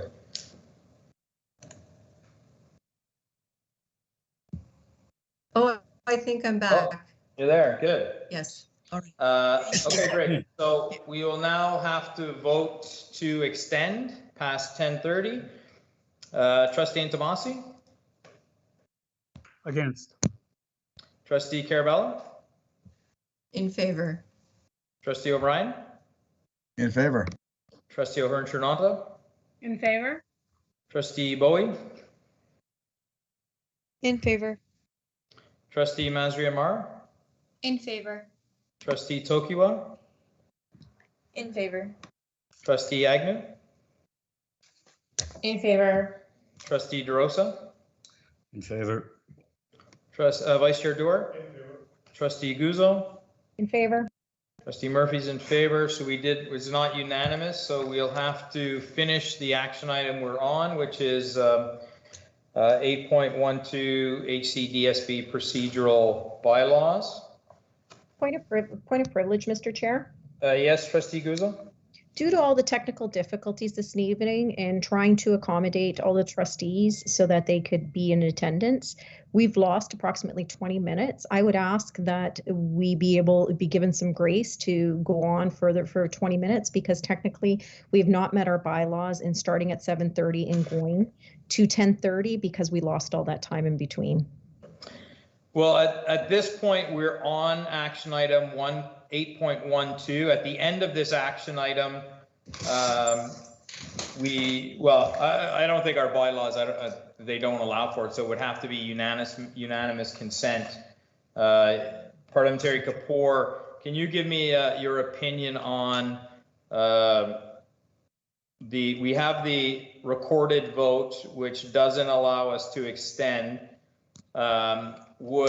It would take unanimous consent to then extend past that? The bylaw 418 is quite clear. It says, in any event, the board shall not conduct its business beyond 10:30 p.m. without the unanimous consent of members present, save for the item on the table. So in any event seems pretty definitive. Right. Okay. So we'll have to this will be our last action item of the night we're going to be dealing with. Then, Mr. Chair, I would ask then for consideration that moving forward, if people have technical issues, if we were in person, we would continue on. We would not be waiting for anybody, that we do that in future. My personal opinion isn't relevant. I think the challenge is that our bylaws really don't allow it, and then it can be challenged. That's fine if that's the will. But the point is if we were in person, Mr. Chair, we would not wait if people decided to leave the room. So I understand that there's tech issues, and we were considerate for everybody that had a tech issue, and we waited. We weren't required to. We still had quorum. So that's my issue with it. So I would ask then that moving forward that we abide by the same rules as if we were in person. Mr. Chair. Yeah, we'd have to do that by consensus. So let's deal with the matter at hand. We have one action item in front of us. Let's focus our energy on that. Student Trustee Bowie, you have your hand up? Yes, sorry, Mr. Chair, point of clarification. I'm not sure I understood what the conversation was happening with Parliamentarian Kapoor.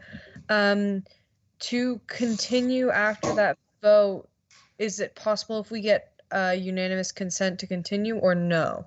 No, it's not. Once the vote is taken, our bylaws don't allow it. Thank you. Thank you. So we'll move on to the discussion item of procedure bylaws. This is something that I had brought forward, which is a proposal to extend our meeting times. So it's changing the start and stop dates, which we had discussed in policy. It allows us to conduct more business of the board. We get more delegations.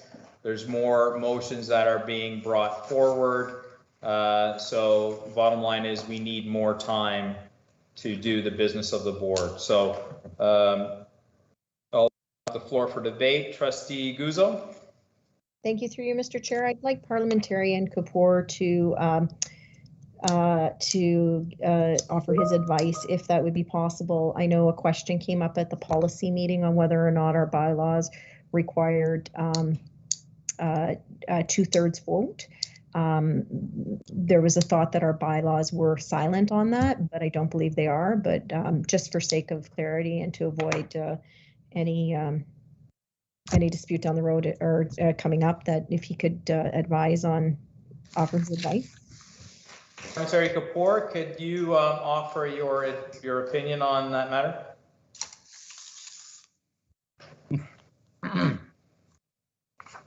Certainly, Chair. If you give me a moment, I did give this some thought after I listened in on the policy committee. In my opinion, a majority vote is sufficient to adopt an amendment to the bylaws as per bylaw 11.4. The amendment of bylaws, section 14, does not give any particular vote requirement to amend the bylaws. And therefore, I revert back to 11.4, which says that an affirmative vote shall require a majority of the votes of the trustees who do vote. And that, in absence of something else in the bylaws, would be the rule. However, if that's not the interpretation that you accept, Chair, then if you say the bylaws are silent on their vote required for their own amendment, Robert's Rules does require a 2/3 vote or a majority of the entire membership. In this case, a majority of the entire membership would be 5 affirmative votes. Okay, so the effect is the same, that it becomes a simple majority. Trustee Carabello? Point of order, Mr. Chair. I don't know where Parliamentarian Kapoor is coming to that conclusion. He just contradicted his reference to RONR. RONR is specific with amending of bylaws as being 2/3. It can't ultimately say it's also only a simple majority. It's one or the other. Okay, so Trustee Antomasi, that is debate. That is not a point of order. I can put you on the speakers list after Trustee Carabella to speak to that matter. Mr. Chair, yes, it is not a debate item.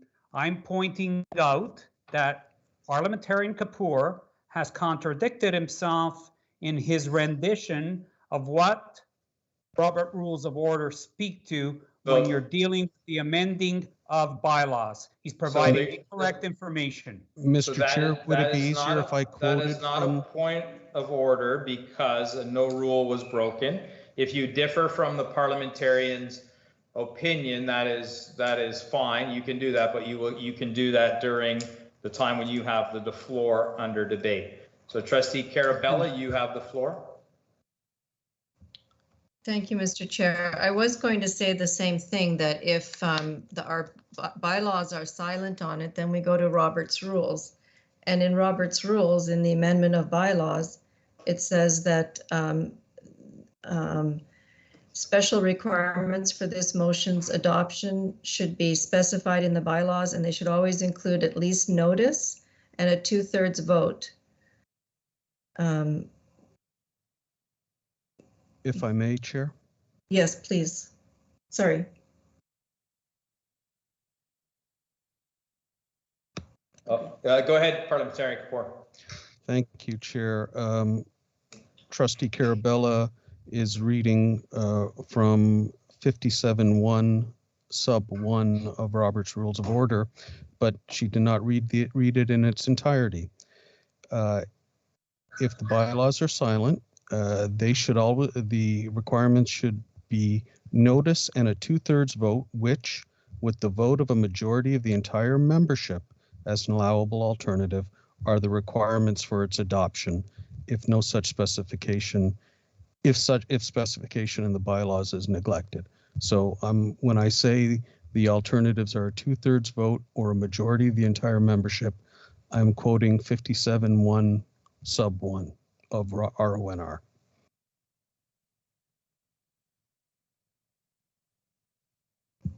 May I have a follow-up? Thank you. Yes, Trustee Carabella, you have the floor. Thank you for that. I was looking at it and then I didn't understand. So may I ask, because that's quite a difference between a 2/3 vote and then going on a majority as an allowable alternative. So are there any requirements for that allowable alternative? Because that's quite significant. Thank you. Parliamentary Kapoor, can we have your opinion on that? Roberts frequently states that either a 2/3 vote or a majority of the entire membership are enough to make significant decisions. It's found in several places through RONR, and it is independent of the size of the body. If it's a body of 100 people, then it's a different. Then it effectively is a harder requirement, and in a smaller body, it is an easier requirement to reach. However, Roberts is very clear that the rule applies independent of the size of the body. Thank you. Trustee O'Brien, you have the floor. Thank you, through Mr. Chair. A parliamentary question as well. So, Parliamentary Kapoor, I have that here as well. So whether we go with 2/3 or the alternative of majority, is that strictly up to the chair or is it up to the body? It seems you have a choice here. Usually when Roberts, sorry, Chair, if I may. Yes, please go ahead. Thank you. Roberts is clear when it gives these alternatives that either if you achieve one of them, either of them, that is adequate to adopt. Just to follow up, so why would they say 2/3 then, if a majority is enough? It's not a simple majority. It's a majority of the entire membership. So in this example, if there were abstentions, and you hear a majority of the entire membership in this situation would require 5 affirmative votes. So it's not just a simple majority vote. It's a majority of the entire membership, which is a higher threshold than a simple majority vote. So just to follow that logic, so if 2 people abstained, you would still have to get 5 votes, regardless of what percentage that is. Okay. Yes. Mr. Chair. Yes, Trustee DeRosa. Can you put me in the lineup, please? Yes, I'll put you in. Sorry, Trustee Carabella already spoke, so you are next. You have the floor. Thank you. This is just a point of clarification. Mr. Chair, you are the sponsor of this motion, if I recall correctly, right? I brought the motion forward, yes. I brought it forward to policy. It was debated, and then the policy committee moved the motion forward to the board. All right. So my question is very simple. Is it or is it not appropriate that you would pass your gavel in this discussion? I haven't given my opinion on this matter, so there's no requirement for me to pass the gavel. It was moved by the chair of the policy committee. The policy committee brought it forward. So, and I haven't spoken to the merits of the motion. So you're telling me you're not going to pass the gavel, is that right? I don't see a requirement, or I'll refer to Parliamentary Kapoor. Do you see a need for me to pass the gavel? Which I'd be more than willing to my compatriot. In your role as chair of the board, you would hand over the gavel if you wish to enter debate here. Okay, thank you. So, can I follow, Mr. Chair? Yes. It would seem to me that we're, this parliamentarian Kapoor's advice could be taken either way, right? Okay, so help things along, I will pass the gavel. I'm passing the gavel to Vice Chair Duarte. Yeah, I appreciate that, Mr. Chair, and I'm glad. Mr. Chair.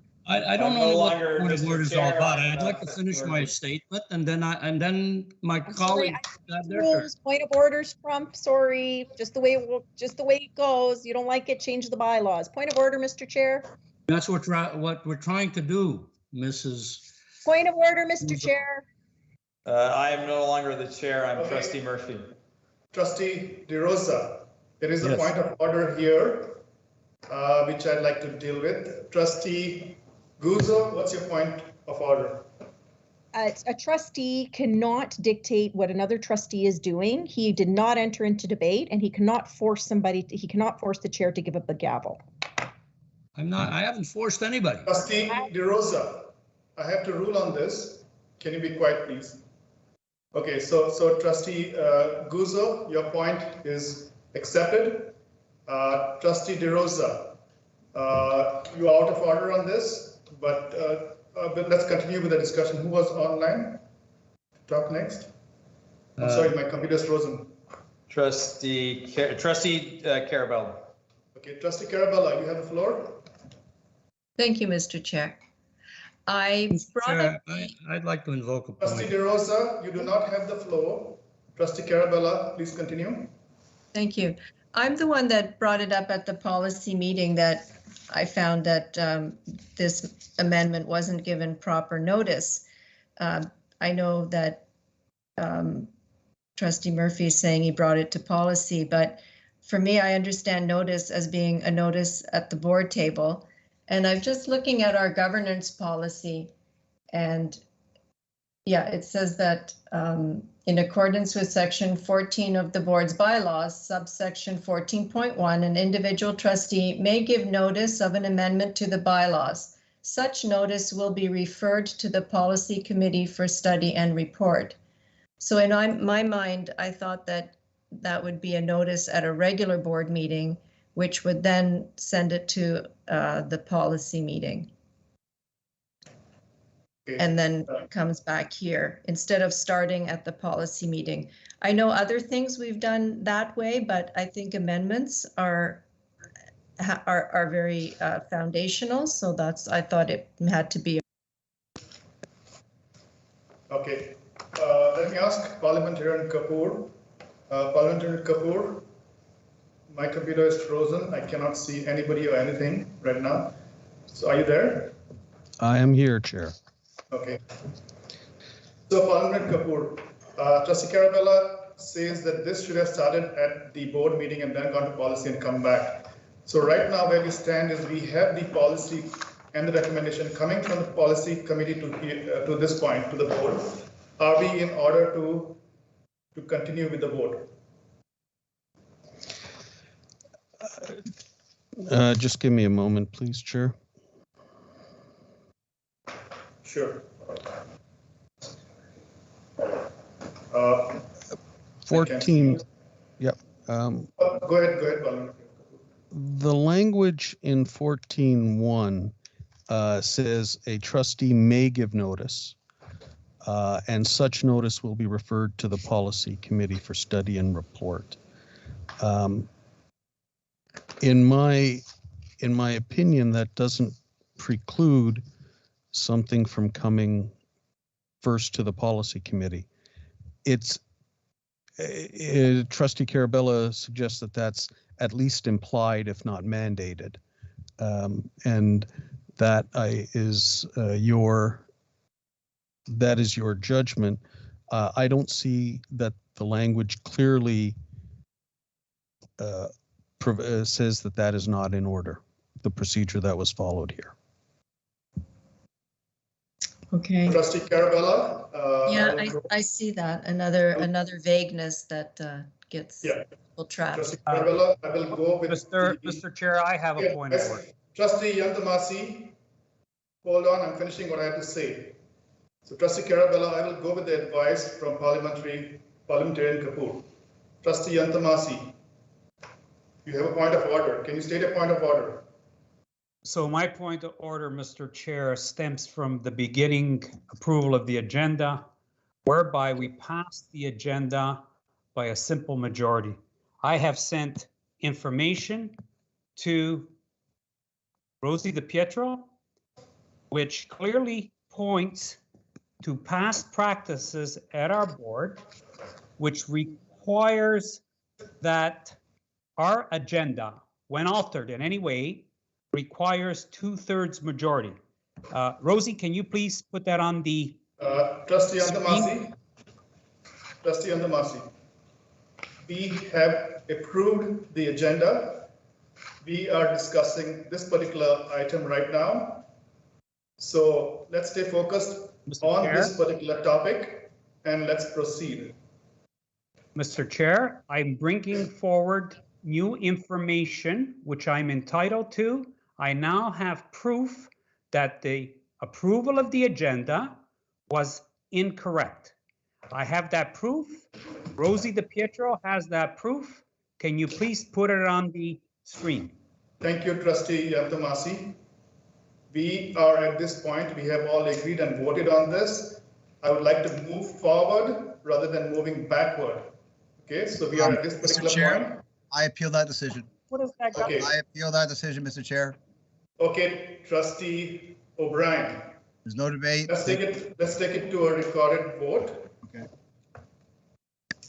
So you're appealing the decision of the chair to move forward as we stand at this point in time. I'm appealing the decision. Trustee Agnew, how do you vote? Trustee Agnew?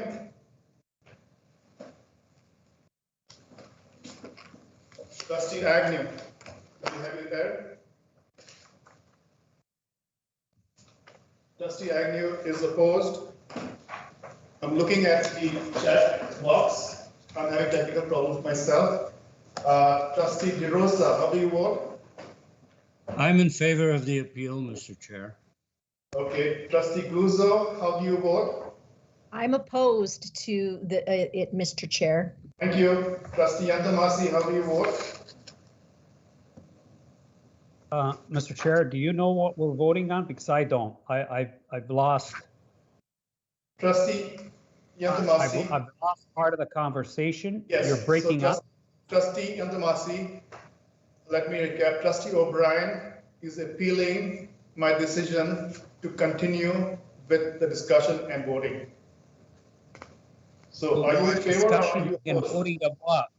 What are we voting on, Mr. Chair? Yeah, continuing the discussion and debate on this particular bylaw, the motion brought forth from policy, the bylaw review. Right. And I've said, I've put forward a point of privilege. You can ask Parliamentarian Kapoor, that supersedes anything else, a point of privilege.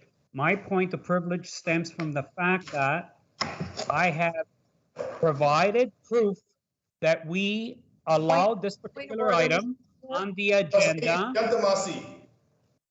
Point of privilege supersedes point of order, Mr. Chair. No, it doesn't. Point of order supersedes point of privilege. Trustee Yantamasi, we are in the middle of a vote. Thank you. Okay, I would like to continue with the vote. This is no discussion at this particular point in time. How do you vote, Trustee Yantamasi? Against, Mr. Chair. Are you against the appeal or are you for the appeal? I'm for the appeal, Mr. Okay, so you are in favor of Trustee O'Brien's appeal. Trustee Carabella, how do you vote? In favor. Trustee O'Brien, how do you vote? In favor. Trustee Ohan Zanata, how do you vote? Opposed. Trustee Murphy. Opposed. Trustee Bovey. Opposed. Trustee Masri Amar. Opposed. Trustee Tokiwa.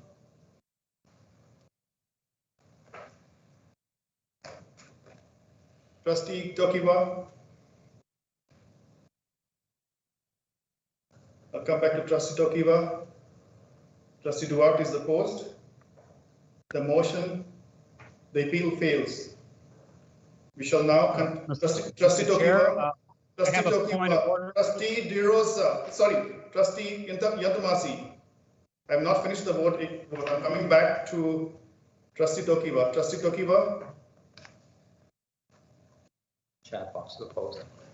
Trustee Tokiwa is opposed. So it's 5-4. The appeal fails. Trustee Yantamasi, what do you have to say?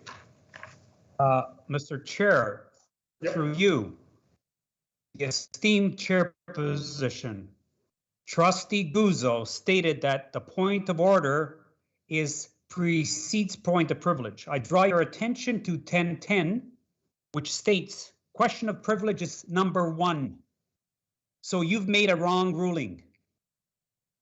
Did you specify it was point of privilege, Trustee Yantamasi? I did not hear that. I stated a point of privilege. You can go back and check the video. So he's referencing a question of privilege. Trustee Guzzo, leave it with me, please. So Trustee Yantamasi, I will give you the benefit of doubt. What's your point of privilege? I stated my point of privilege, Mr. Chair, that I provided the board with indelible information which supports the fact that this particular item shouldn't even be on the agenda. We passed the agenda with a simple majority. We require a 2/3 majority in order to approve an agenda when it's being altered. That is my point of privilege. Thank you, Trustee Yantamasi. Let me ask the parliamentarian a question. Parliamentarian Kapoor, can we accept information from an individual trustee at this point in time? It is at this point in time too late to try to go back and revisit the vote on the adoption of the agenda from the beginning of this meeting.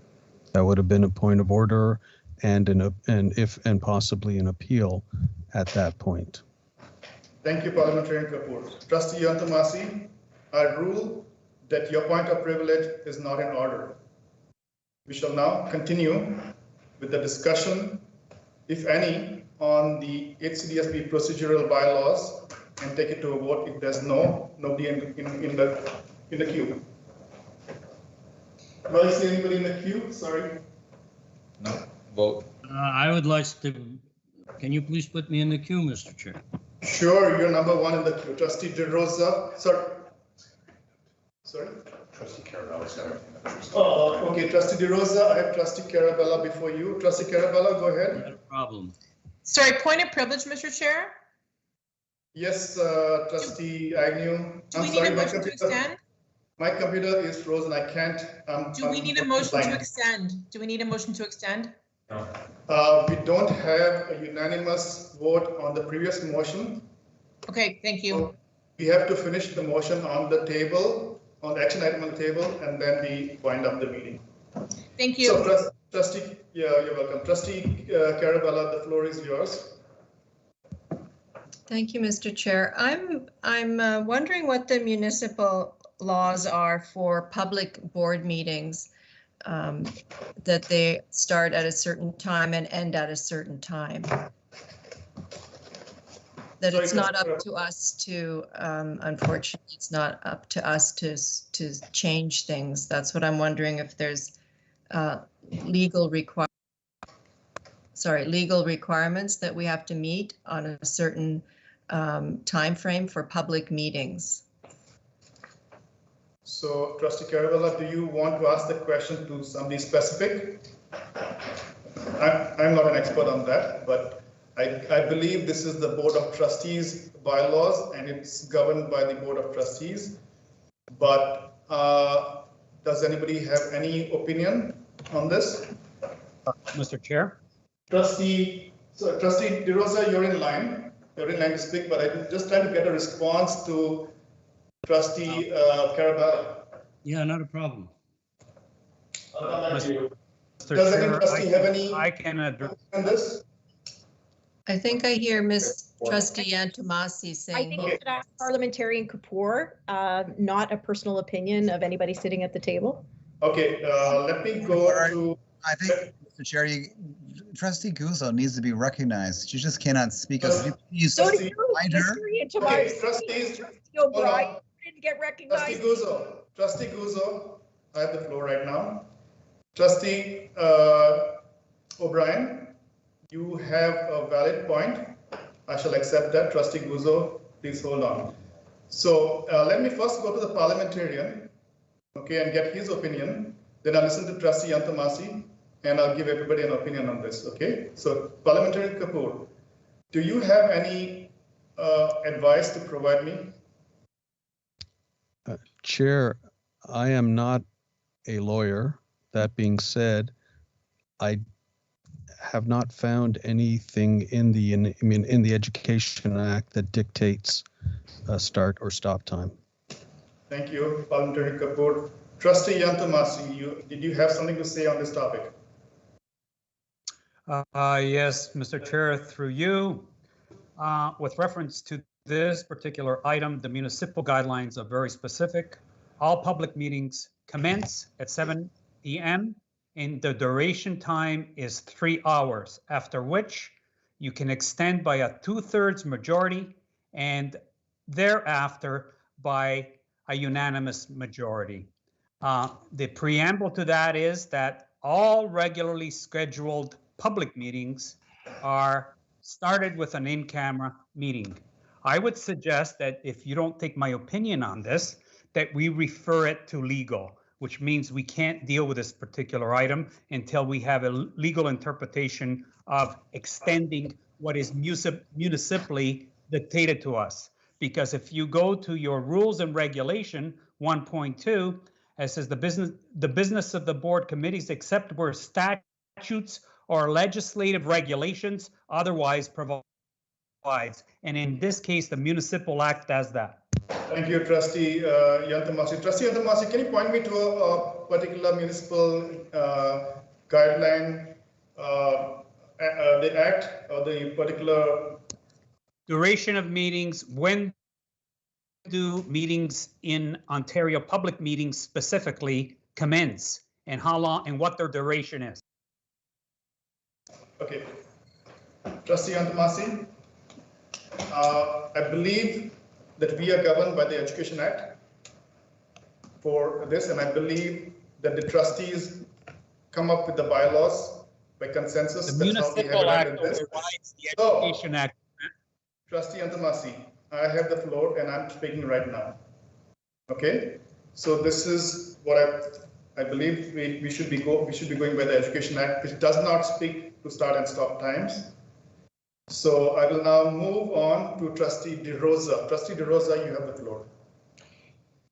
Thank you, Mr. Chair. Through you, I would like to start to say that I think it is important enough to at least verify whether the Municipal Act actually speaks to the areas like this one where the Education Act is silent. I believe that we may find, and I don't pretend to be an expert, we may find that the Municipal Act overrides or offers guidance where the Education Act is silent. Notwithstanding, Mr. Chair, I don't believe that the extension of an hour and a half to our meetings will actually solve the problem that Trustee Murphy is actually trying to solve. And respectfully, I think that the problem is the content of the agenda. It is not the it has nothing to do with the fact of lack of extending it to beyond 10:30. And I will just like to provide an example of that. The policy committee. Can you get to the point? I will get to the point, Mr. Chair, if you allow me my time to speak without interruptions, please, respectfully. So the example I want to bring to the table on this is the length and duration of the policy committee that dealt with 6 items and ran close to 11 o'clock. So the issue here is the content of the agenda and nothing else. I will not support this motion because I don't believe that the problem that has been characterized for extension of this time is actually reflecting of what the problem is. And the problem is, in my view, Mr. Chair, is effective and efficient management of the agenda. Thank you, Mr. Chair, for giving me my time to express my opinion on this. This it's not an opinion, it's a fact. Thank you, Trustee DeRosa. Thank you. So you have options, Trustee DeRosa. You can move this policy back to policy for discussion if you so wish, or we'll take it to a vote right now. No, I would rather take it to a vote, Mr. Chair, and deal with it right now, because this is going in the wrong direction. We don't need to extend our time. Trustee Guzzo, second. Trustee Agnew. Trustee Agnew. Trustee DeRosa, could please stop yelling? It's really loud. Can we just I am bring not the tone? yelling. Can we please? Trustees. I have the floor. Trustees. I'm Okay, asking Trustee Agnew. just bring Trustee the Agnew. volume Go down. ahead. Go ahead. I'm just asking if Trustee DeRosa can bring the volume down. It's late. It's 11:15. Everyone's getting riled up, and it's just very loud. And I just was appreciative if you could just bring the tone down, please. Thank you. Mr. Chair, could you please tell Trustee Agnew to bring the volume down? Thank you, Trustee Agnew. Thank you, Trustee O'Brien, and thank you, Trustee DeRosa. So if we have nobody else with a question, in the chat box, Trustee Guzzo's hand is up there. Trustee Guzzo, you have the floor. Thank you through you, Mr. Chair. You know, I would have to agree with Trustee DeRosa that I don't think Trustee Murphy's amendment to the bylaws is going to solve the problem. However, I don't believe that it's the content that's the problem. I believe it's the behavior and what happens at this board table. I think is quite clear, and I think we've heard from our stakeholders, we've heard from parents, we've heard from staff, we've heard from students. We can't seem to just get a simple thing passed. Everything becomes contentious. It's okay to disagree, but there's absolutely very little respect at this table, and that is the root of the problem. So yeah, we can extend things as long as we want. You're right, but the fact is there's no interest in finishing the business of the board, because if there was, we would actually work towards resolution, and that doesn't seem to be what's on anybody's mind. So in my opinion, yeah, you're right, Trustee DeRosa. I don't believe that this is going to fix it. Thank you, Trustee. I will. Would you put me in the lineup, please? Trustee DeRosa. I would Trustee respectfully DeRosa. put me in the lineup. Trustee DeRosa. Sorry, Trustee Guzzo. Trustee Guzzo. Just a follow up. Trustee Guzzo, may I respectfully ask you to address the chair? I said, Mr. Chair, can I have a follow up? And not cross-reference trustees. Same thing with you, Trustee DeRosa. Please reference the chair only, not yes, Mr. Chair. Would you put me in the lineup, Mr. Chair, please? You are in the lineup. I've not forgotten you. No, I'm requesting, I don't have the floor right now. I'm asking you to put me in the lineup. Okay, and please remember to address the chair only. Thank you. Chair, can I have my follow-up? Trustee DeRosa, please hold on. I have to give Trustee Guzzo a follow-up. Trustee Guzzo, you have a follow-up? Just a follow-up, and okay.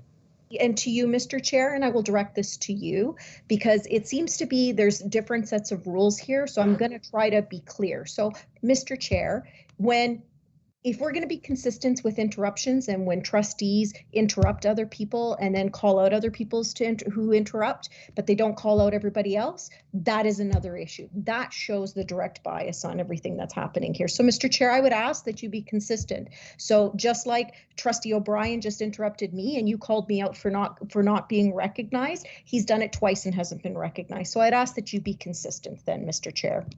I will, Trustee Guzzo, well taken. I'm not perfect. I'm just under training right now, I guess. I'm just the vice chair. Anyway, so moving forward, Trustee DeRosa, you have the floor now. Thank you, Mr. Chair, and through you. And I apologize if I've spoken over your head because these conversations have a tendency to get off track. I can't do anything about my voice. It is not a disrespectful voice, but it is a very forceful one, and I would admit to that. Nonetheless, Mr. Chair, I would only bring one example to this, is that the allegations that are of disrespect and purposeful delaying and not delaying the business of the board, I would respectfully say to you, Mr. Chair, that those have no foundations. At the last policy meeting, Mr. Chair, we had 6 items. It took close to 3.5 hours to get through. And I welcome anybody to go back to review that meeting. I was actually quite docile and behaving, as were some of my other colleagues. So we don't seem to be able to finish the business of the board for many other reasons. You're not talking about the business of the board. We are talking about this particular action item in front of us. Can you stick to the discussion? I understand. I respectfully, again, Mr. Chair, and I will keep quiet from here on, but I need to make the point. This is Trustee DeRosa. This is not the forum to make your point. The point is the action item on the floor. Let's stay focused and let's get it done. Let's come back. Let's refocus. Trustee DeRosa, let's refocus. Do you have to say anything about this action item on the floor right now? Yes, I do. Go ahead. May I speak? Yes. May I complete my thought? As it pertains to the policy on the floor and the action item. Mr. Chair, this is a completely unfounded motion, and there's no justification for it because the pretense under which it is presented is completely false. Thank you very much. I will not be supporting it. Thank you. Thank you, Trustee DeRosa. Since do we have any trustees in line? Trustee Guzio, is your hand up again? Yes, Mr. Chair, I just, since you've allowing multiple debates, I thought I would get back in line. I just wanted to once again state that I think that working in committees are productive, and that's why we have them. And I think that this is a step in the right direction, although it's not going to solve the issue that we have around the table. For example, you know, us not following our own bylaws, like speaking more than once, speaking longer than 3 minutes at one time for debate, not sticking it to questions and asking the same question multiple times, just in a different way. So I don't think that's going to change any of it, but maybe what it will do is maybe it'll help all of us take a better look at dealing with issues in a more time-effective manner and, you know, dealing with some of the stuff that could be dealt with in advance beforehand, before it gets to this tables, like simple things like why an item's on the agenda when we've had it since Friday. That's really all I'm going to say. So I'm going to go ahead and support this. Thank you. Thank you, Trustee Guzzo. So all trustees have had time to ask questions. Trustees, are we ready to take a vote? I have my hand up, Mr. Chair. Trustee Yantamasi, I don't see. Okay, your hand is up. Go ahead, Trustee Yantamasi. And let's stay focused on this. I wish. Trustee Yantamasi. Yes. Trustee Yantamasi, let's stay focused on the action item before us. We'll discuss, debate this thing, and then take it to a vote after you. Thank you. Go ahead, Trustee Yantamasi. Mr. Chair, if you allow me the floor to speak, yes. I wish to state that since there is question, and I've raised the question that municipal guidelines supersede our bylaws, because bylaws are not rooted in statute, I would ask that we refer any decision on this matter to a municipal lawyer. We are governed by municipal law, even when we're elected, which supersedes our bylaws. So that is my motion, and that is to move this or send this for legal opinion of a municipal lawyer. Thank you, Trustee Yantamasi. So you move the motion to refer it to legal? Is this what I'm hearing? A municipal lawyer. Municipal lawyer? Correct. Okay, so do we have a seconder for your motion, trustee I will Antamasi? second that, Mr. Chair. So we have moved by trustee Yantamasi, seconded by trustee DeRosa. Trustee Yantamasi, you have the floor to open up the discussion. As I stated earlier, since there's controversy and various opinions on this matter, I wish to have legal weigh in on the legality of our board superseding what I consider to be municipal guidelines on this particular matter. As such, let's please ask a municipal lawyer to provide us with guidance on this matter. I shall now, 1 second.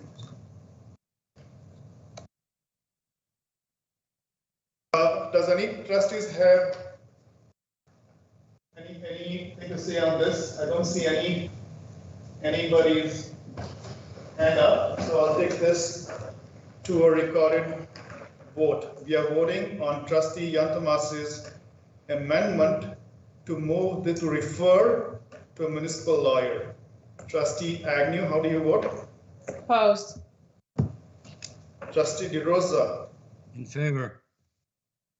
Trustee Guzzo. Opposed. Trustee Yantamasi. In favor, Mr. Chair. Trustee Carabella.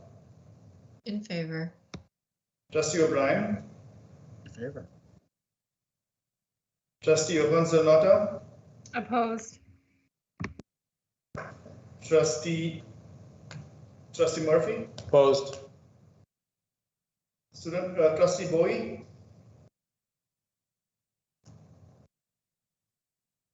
Trustee Bowie. Trustee Mastery Amber. Opposed. Trustee Tokiwa. Trustee Tokiwa. Trustee Bowie. And Trustee Duarte is opposed. So the amendment to refer to municipal lawyer fails. We shall now go back to the main motion, and we have had adequate discussion on this. So I do not see any hand up. So I shall take it to a vote. I shall call the vote. Trustee DeRosa, how do you vote?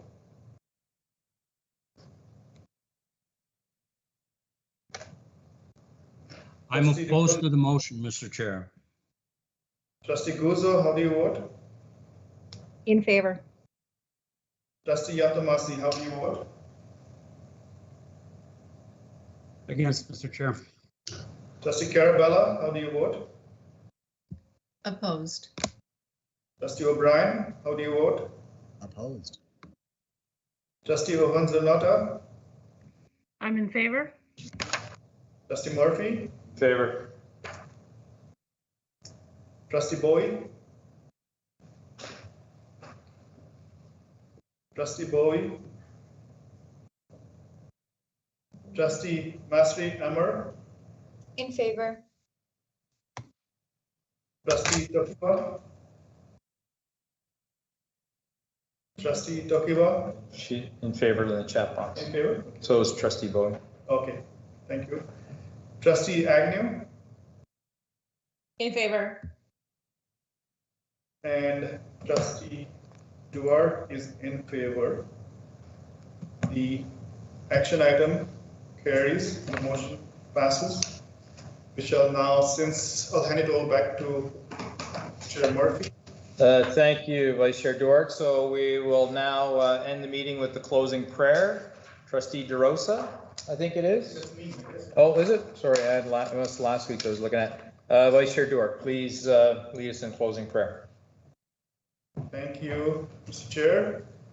Please join me in the sign of our faith. In the Father, the Son, and the Holy Spirit. Heavenly Father, we thank you for giving us the strength and grace to begin this school year in a safe and orderly manner. We thank you for blessings and protecting our staff who are entrusted to educate our students. We thank you for the gifts that you have given us and ask you to place your mantle of protection over all our families throughout this school year. This we pray in the name of our Lord Jesus Christ. Amen. Amen. Father, Son, Holy Spirit. Amen. Everyone, good night. Thank you. Good night. Good night. Good night. Good night, everybody.